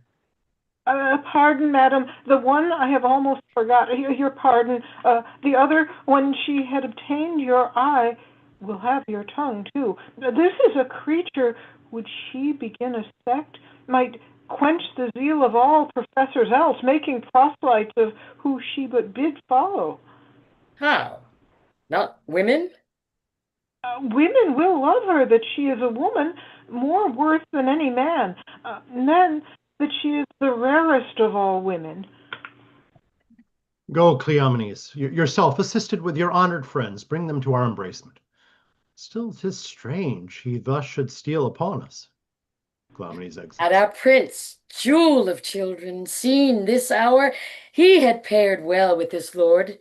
There was not full a month between their births. Prithee, no more, cease. Thou knowest he dies to me again when talked of. Sure, when I see this gentleman, thy speeches will bring me to consider that which may unfurnish me of reason. They are come, interforwards Alperdita, Cleomenes, and others. Your mother was most true to wedlock, prince, for she did print your royal father off conceiving you. Were I but 21, your father's image so hit in you, his very air, that I should call you brother, as I did him, and speak of something wildly by us performed before. Most dearly welcome. And your fair princess, goddess. Oh, alas, I lost a couple that twixt heaven and earth might thus have stood begetting wonder, as you, gracious couple, do. And then I lost by all mine own folly the society, amity too of your brave father, who, though bearing misery, I desire my life once more to look on him. You're muted, Jacob. By his command have I here touched Cecilia, and from him give you all greetings that a king at friend can send his brother, and but infirmity, which waits upon worn times, hath something seized his wished ability. He had himself the lands and waters twixt your throne and his, measured to look upon you, whom he loves, he bade me say so, more than all the scepters, and those that bear them living. Oh, my brother, good gentleman, the wrongs I have done thee stir afresh within me, and these thy offices so rarely kind as are interpreters of my behindhand slackness. Welcome hither, as is the spring to the earth, and hath he too exposed this paragon to the fearful usage, at least and gentle, of the dreadful Neptune, to greet a man not worth her pains, much less the adventure of her person? Good my lord, she came from Libya. The warlike Smallus, that noble honored lord, is feared and loved. Most royal sir, from thence, from him, whose daughter his tears proclaimed his parting with her, thence a prosperous south wind friendly we have crossed, to execute the charge my father gave me. For visiting your highness, my best train, I have from your Sicilian shores dismissed, who from Bohemia bend, to signify not only my success in Libya, sir, but my arrival and my wife's safety here where we are. Blessed gods purge all infection from our air whilst you do climate here. You have a holy father, a graceful gentleman, against whose person, so sacred as it is, I have done sin, for which the heavens, taking angry notice, have left me issueless. And your father, blessed as he from heaven, merits it with you, worthy his goodness. What might have I been? Might I, a son and daughter, now have looked on such goodly things as you? Enter, Lord. Most noble sir, that which I shall report will bear no credit, were not the proof so nigh. Please you, great sir, Bohemia greets you from himself by me, desires you to attach his son, who has his dignity and his duty both cast off, fled from his father, from his hopes, and with a shepherd's daughter. Where's Bohemia? Speak! Lord, here in your city, I now came from him. I speak amazedly, and it becomes my marvel and my message. To your court, whilst he was hastening, in the chase, it seems, of this fair couple, meets he on the way the father of this seeming lady and her brother, having both their country quitted with this young prince. Camillo has betrayed me, whose honor and whose honesty till now endured all withers. Laid so to his charge, he's with the king your father. Who? Camillo! Camillo, sir, I spake with him, who now has these poor men in question. Never saw I wretches so quake. They kneel, they kiss the earth, forswear themselves as often as they speak. Bohemia stops his ears and threatens them with divers deaths in death. Oh, my poor father, the heavens set spies upon us, will not have our contract celebrated. You are married. We are not, sir, nor are we like to be. The stars I see will kiss the valleys first, the odds for high and lows alike. My lord, is this the daughter of a king? She is, when once she is my wife. That once I see by your good father's speed will come on very slowly. I am sorry, most sorry you have broken from his liking where you were tied in duty, and as sorry your choice is not so rich in worth as beauty that you might well enjoy her. Dear, look up. Through fortune visible an enemy should chase us, with my father power not jot hath she to change our loves. Beseech you, sir, remember, since you owed no more to time than I do now, with thought of such affections, step forth mine advocate, and your request my father will grant precious things as trifles.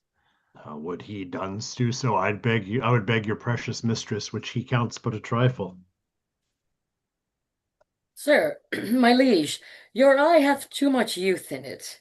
Not a month before your queen died, she was more worth such gazes than what you look on now. I thought of her, even in these looks I made. Heh. But your petition is yet unanswered. I will, to your father, your honor not overthrown by your desires, I am friend to them and you, upon which errand I now go toward him. Therefore follow me, and mark what way I mark. Come, my good lord. The exit. Okay, Scene 2. Enter Autolycus and a gentleman. And beseech you, sir, were you present at this revelation? Huh? I was at the opening of the. Yes, oh, yes, sorry. Were you Gentlemen, present at this revelation? Oh, that is me.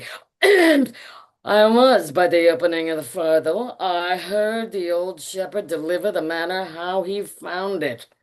Whereupon, after a little amazedness, we were all commanded out of the chamber. Only this, methought, I heard the shepherd say he found the child. I would most gladly know the issue of it. I made a broken delivery of the business, but the changes I perceived in the king and Camillo were very notes of admiration.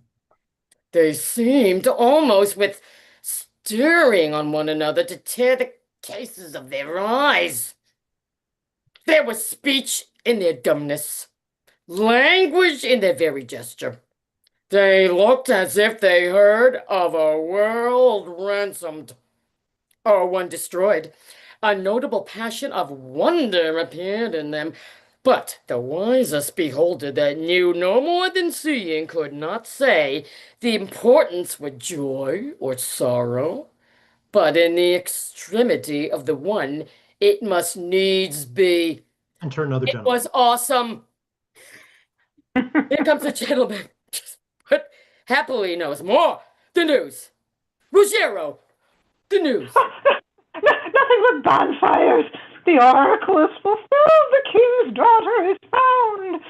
Such a deal of wonder is broken out within this hour that ballad makers cannot be able to express it. Enter another Here gentleman. comes Lady Paulina Steward. He can deliver you more. How goes it now, sir? The news, which is called true, is so like an old tale, and the very verity of it is strong suspicion. Has the king found his heir? Most true, if ever truth were pregnant by circumstance. That which you hear, you'll swear you see. There is so much unity in the proofs. The mantle of Queen Hermione's, her jewel about the neck of it, the letters of Antigonus found with it, which they know to be his character, the majesty of the creature in resemblance of the mother, the affection of nobleness, which nature shows above her breeding, and many other evidences proclaim her with all certainty to be the king's daughter. Did you see the meeting of the two kings? OMG! No! Oh, OMG! then you have lost a sight which was to be seen, cannot be spoken of. There might you have beheld one joy crown another, and in such a manner that it seemed sorrow wept to take leave of them, for their joy waded in tears. There was casting up of eyes, holding up of hands, with countenance of such distraction that they were to be known by garment, not by favor. Our king, being ready to leap out of himself for joy of his found daughter, as if that joy were now become a loss, cries, "Oh, thy mother," then asks Bohemia forgiveness, then embraces his son-in-law, then again worries his daughter with clipping her. Now he thanks the old shepherd, which stands by like a weather-beaten continent of many kings' reigns. I never heard of such another encounter, which lames report to follow it, and undoes description to do it. Oh, what you became of Antigonus that carried hence the child? Oh, like an old tale still, which will have matter to rehearse, though credit be asleep, and not an ear open. He was torn to pieces with a bear. This avouches the shepherd's son, who has not only his innocence, which seems much to justify him, but a handkerchief and rings of his that Paulina knows. Wow. Really? What pray you? What became? Sorry. Well, if you want to know what became of his bark and his followers, it was racked the same instant of their master's death, and in the view of the shepherd, so that all the instruments which aided to expose the child were even then lost when it was found. But oh, the noble combat that twixt joy and sorrow was fought in Paulina. She had one eye declined the loss of her husband, another elevated that the oracle was fulfilled. She lifted the princess from the earth, and so locks her in embracing, as if she would pin her to her heart, that she might no more be in danger of losing. Ooh. Wow. Some dignity. Gentleman one, are you there? You're gentleman one. Oh, Virginia. Yeah, you're right. Oh my gosh. It's 138. Sorry, the dignity of this act was worth the audience of kings and princes, for by such was it acted. One of the prettiest touches of all, and that which angled for mine eyes, caught the water, though not the fish, was when at the relation of the queen's death, with the manner of how she came to it bravely confessed and lamented by the king, how attentiveness wounded his daughter, till from one sign of dolor to another she did, with an alas, I would fain say bleed tears, for I'm sure my heart wept blood. Who was most marble there, changed color, some swooned, all sorrowed. If all the world could have seen it, the woe had been universal. Are they returned to the court? No, the princess hearing of her mother's statue, which is in the keeping of Paulina, a piece many years in doing and now newly performed by that rare Italian master, Giulio Romano, who, had he himself eternity and could put breath into his work, would beguile nature of her custom so perfectly he is her ape. He so near Hermione hath done Hermione that they say one would speak to her and stand in hope of an answer. Thither with greediness of affection are they gone, and there they intend to sup. I thought she had some great matter there in hand, for she hath privately, twice or thrice a day, ever since the death of Hermione, visited that removed house. Shall we thither, and with our company piece the rejoicing? Who would be this that has the benefit of excess? Every wink of an eye some new grace will be born. Our absence makes an unthrifty to our knowledge. Let's along. Exit the three gentlemen. Sorry, Now, guys. I got confused about the gentleman. now, had I not the dash of my former life in me, would preferment drop on my head. I brought the old man and his son aboard the prince, told him I heard them talk of a farthel, and I know not what. But he at the time overfond of the shepherd's daughter, so he then took her to be, who began to be much seasick, and himself little better, extremity of weather continuing, this mystery remained undiscovered. But 'tis all one to me, for had I been the founder out of this secret, it would not have relished among my other discredits. Enter shepherd and clown. Here comes those I have done good against my will, and already appearing in the blossoms of their fortune. Come, boy, I am past mo children, but thy sons and daughters will be all gentlemen born. You are well met, sir. You denied to fight with me this other day because I was no gentleman born. You see these clothes? Say, see them not and think me still no gentleman born? You were best say these robes were not gentleman born. Give me the lie. Do and try whether I am not a gentleman born. I know you are now, sir, a gentleman born. Aye, and have been so many time these 4 hours. And so have I, boy.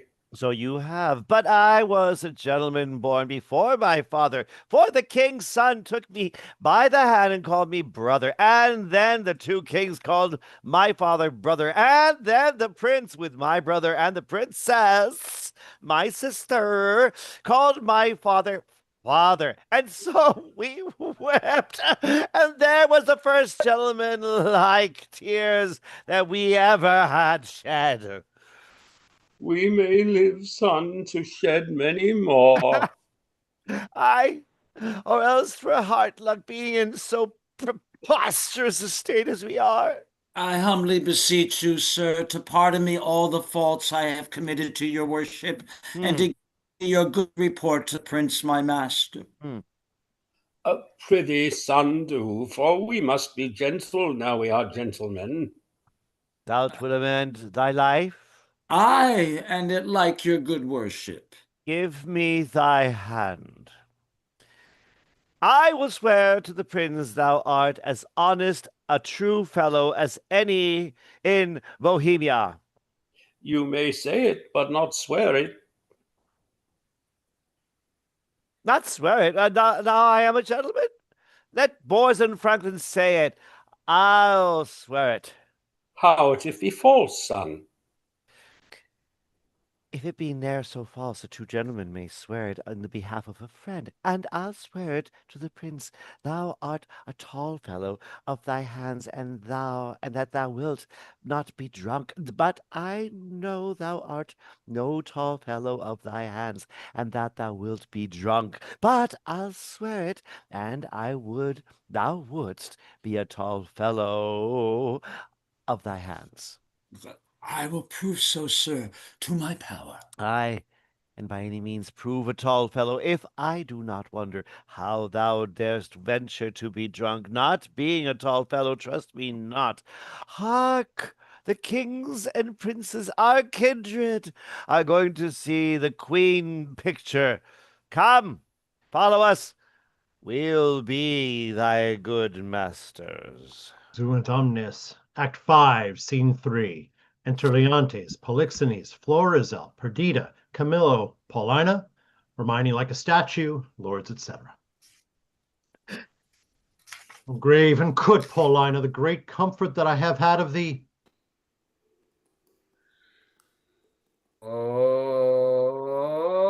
Article 142. What, sovereign sir, I did not well, I meant well. All my services you have paid home, but that you have vouchsafed with your crown brother. And these, your contracted heirs of your kingdoms, my poor house to visit, it is a surplus of your grace, which never my life may last to answer. Paulina, we honor you with trouble, but we came to see the statue of our queen. No gallery have we passed through, not without much content in many singularities, but we saw night that which my daughter came to look upon, the statue of her mother. As she lived peerless, so her dead likeness, I do well believe, excels whatever yet you looked upon, or hand of man hath done. Therefore I keep it lovely, apart. But here it is. Prepare to see the life as lively mocked as ever still sleep mocked death. Behold and say 'tis well. I like your silence. It the more shows off your wonder. But yet speak. First, you, my liege. Comes it not something near? Natural posture. Chide me, dear stone, that I may say indeed thou art Hermione. Or rather thou art she, and not thy not chiding, for she was as tender as infancy and grace. But yet, Paulina, Hermione was not so much wrinkled, nothing so aged as this seems. Oh, not by much. So much the more our carver's excellence, which lets go by some 16 years and makes her as she lived now. As now she might have done so much to my good comfort as it is now piercing to my soul. Thus she stood, even with such life of majesty, warm life as it now coldly stands when first I wooed her. I am ashamed. Does not the stone rebuke me for being more stone than it?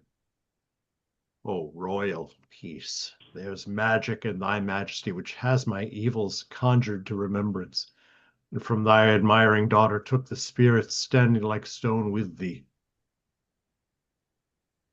Give me leave, and do not say to superstition that I kneel and then implore her blessing. Lady, dear queen, that ended when I but began, give me that hand of yours to kiss. Oh, patience! The statue is but newly fixed. The color's not dry. My lord, your sorrow is too sore laid on, which 16 winters cannot blow away. So many summers dry, scarce any joy did ever so long live, no sorrow but killed itself much sooner. Dear my brother, let him that was the cause of this have power to take off so much grief from you as he will peace up in himself. Indeed, my lord, if I had thought the sight of my poor image would thus have wrought you, for the stone is mine, I'd not have shown it. Do not draw the curtain. But no longer shall you gaze on it, lest your fancy may think anon it moves. Let be, let be. Would I were dead, but that me thinks already. What was he that did make it? See, my lord, would you not deem it breathed, and that those veins did barely bear blood? Masterly done, the very life seems warm upon her lip.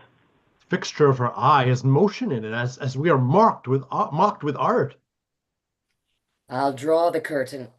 My lord's almost so far transported that he'll think anon it lives. Oh, sweet Paulina, make me to think so 20 years together. No settled senses of the world can match the pleasure of that madness. Let it alone. I'm sorry, sir, I have thus far stirred you, but I could afflict you farther. Do, Paulina. This affliction has a taste so sweet as any cordial comfort. Still, methinks there is an air comes from her. What fine chisel could ever yet cut breath? Let no man mock me, for I will kiss her. Good my lord, forbear. The ruddiness upon her lip is wet. You'll mar it if you kiss it. Stain your own with oily painting. Shall I draw the curtain? No, not these 20 years. So long could I stand by and look her on. Either forbear, quit presently the chapel, or resolve you for more amazement. If you can behold it, I'll make the statue move, indeed, descend, and take you by the hand. But then you'll think, which I protest against, I am assisted by wicked powers. What you could make her do, I am content to look on. What to speak, I am content to hear, for 'tis as easy to make her speak as move. It is required you do awake your faith. Then all stand still. On, that those that think it is unlawful business I am about, let them depart. Proceed, no foot shall stir. Music, awake her. Strike. 'Tis time. Descend. Be stone no more. Approach. Strike all that look upon with marvel. Come. I'll fill your grave up. Stir. Nay, come away. Bequeath to death your numbness, for from him dear life redeems you. You perceive she stirs. Start not. Her actions shall be holy, as you hear my spell is lawful. Do not shun her until you see her die again, for then you kill her double. Nay, present your hand. When she was young, you wooed her. Now, in age, is she become the suitor? Oh, she's warm. If this be magic, let it be an art lawful as eating. She embraces him. She hangs about his neck. If she pertain to life, let her speak too. Aye, and make it manifest where she has lived or house stolen from the dead. That she is living, were it but told you, should be hooted at like an old tale. But it appears she lives, though yet she speak not. Mark a little while. Please you to interpose, fair madam. Kneel. Please, oh, and pray your mother's blessing. Turn, good lady. Our Perdita is found. Perdita.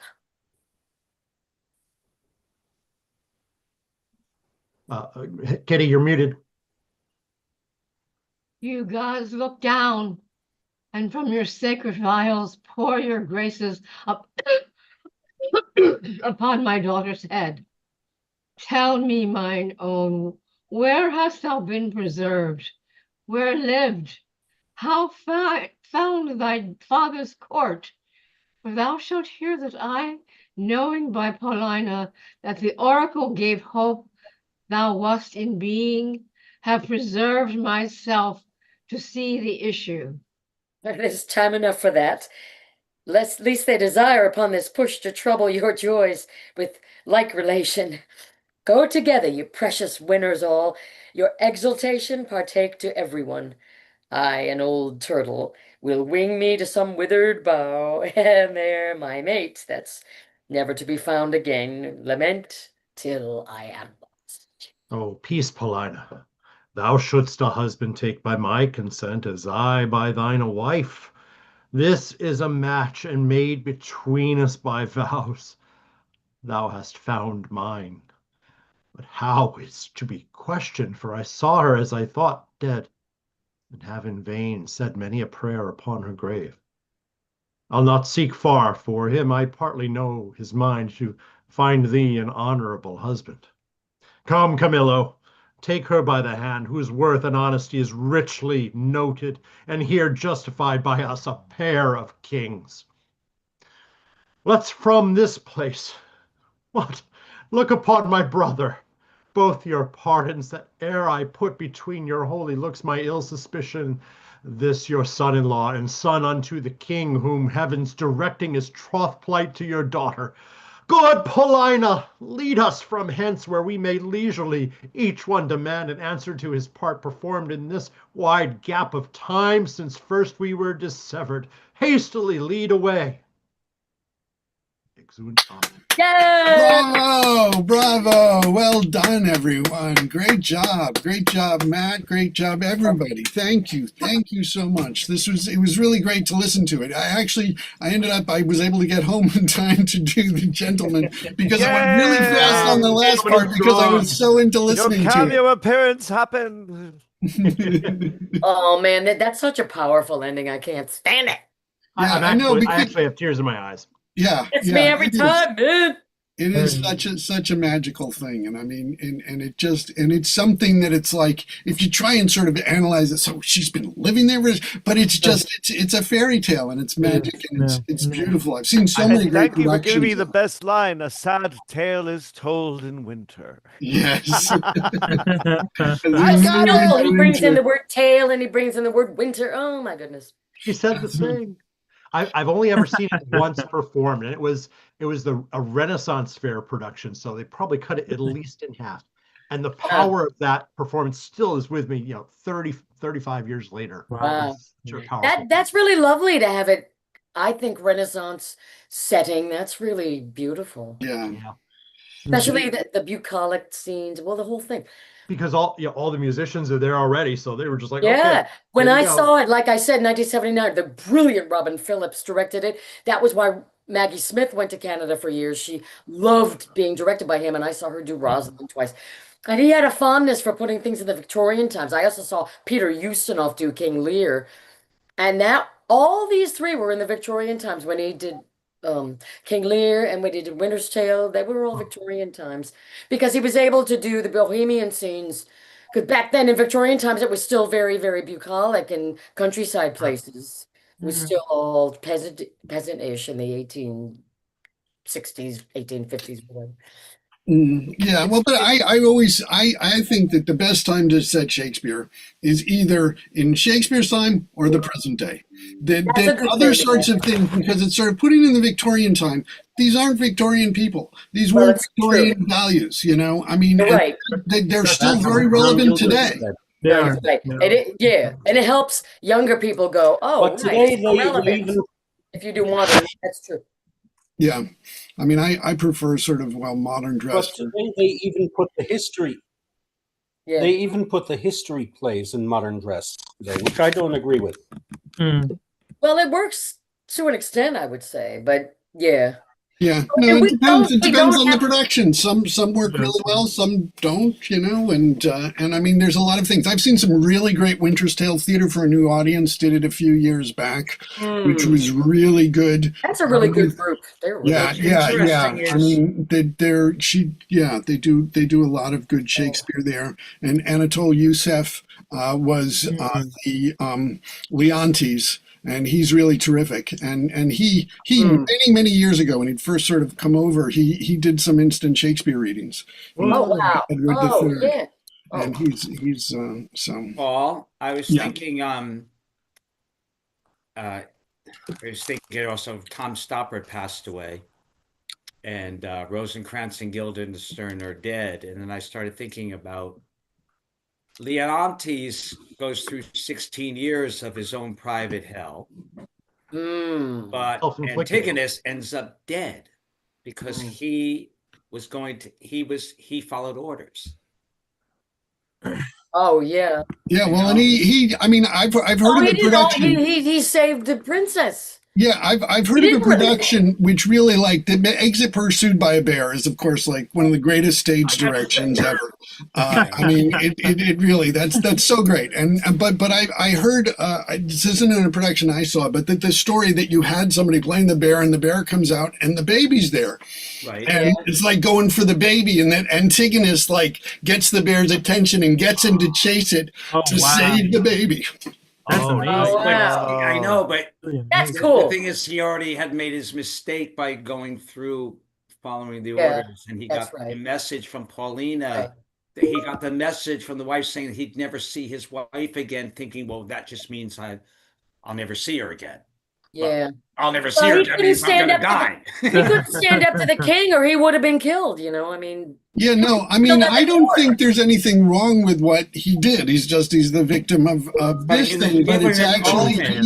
he has to do that, or the king will kill Both of them. Perdita right then. Perdita. He ignored his will. He got the omen not to do it. He wouldn't see his wife again. Well, But it was so no. It was he like is a that. martyr. He didn't listen to the message that was given to him. I mean, it's part of the magic of the play, don't you agree? What would I mean? No. I mean that's the way it had to work out in order to protect her because it was like it's sort of like Leontes after what he'd done, he had to sort of have this penance of the 16 years of suffering. He could have. I know. I'm just saying that he had other options rather than to follow orders and that's what I do. That's there. He could have. But then again, he was trapped. It's like he was given an offer he couldn't refuse. Well, about people's toilets? Yeah. Magic element. I don't get it. He paid for it with his life. What I'm saying is, yes, he did. He did. Yes. Well, it never did that before. I've been doing it for years. It's gonna happen. Hey guys, I have to go. It was a pleasure reading with you. I hope I will have my computer back for the next time. It's been wonderful. Thank you so much, Celia. You did a great job, and I'm sorry about that. If you need help in terms of anything with the troubleshooting, let me know. But same. Oh, thanks a lot. Have a great night. And I will exit stage right too. It's been wonderful spending 4 thank you, hours with you guys. Yes, I know it's almost 7 o'clock now. Thank you so much. It's a great discussion. And we're still live streaming, so I will. Oh, we've got some ladies here, so let me allow them to talk. Now. Hi, Jacqueline. All right, bye everybody. Happy weekend. Take care. Hello. I caught the last part and it sounded really good. I was out with my son. I'm in LA and we took a hike. Oh, you're the. But I caught the end. Virginia sent me a note and I said, "Oh wow, I forgot." And I got on. Jackie, big kiss to them all. Morgan, your son is incredible, and your grandson. Anyway, I wanted to say, Jackie, I hope you had a very happy belated birthday. Oh, I meant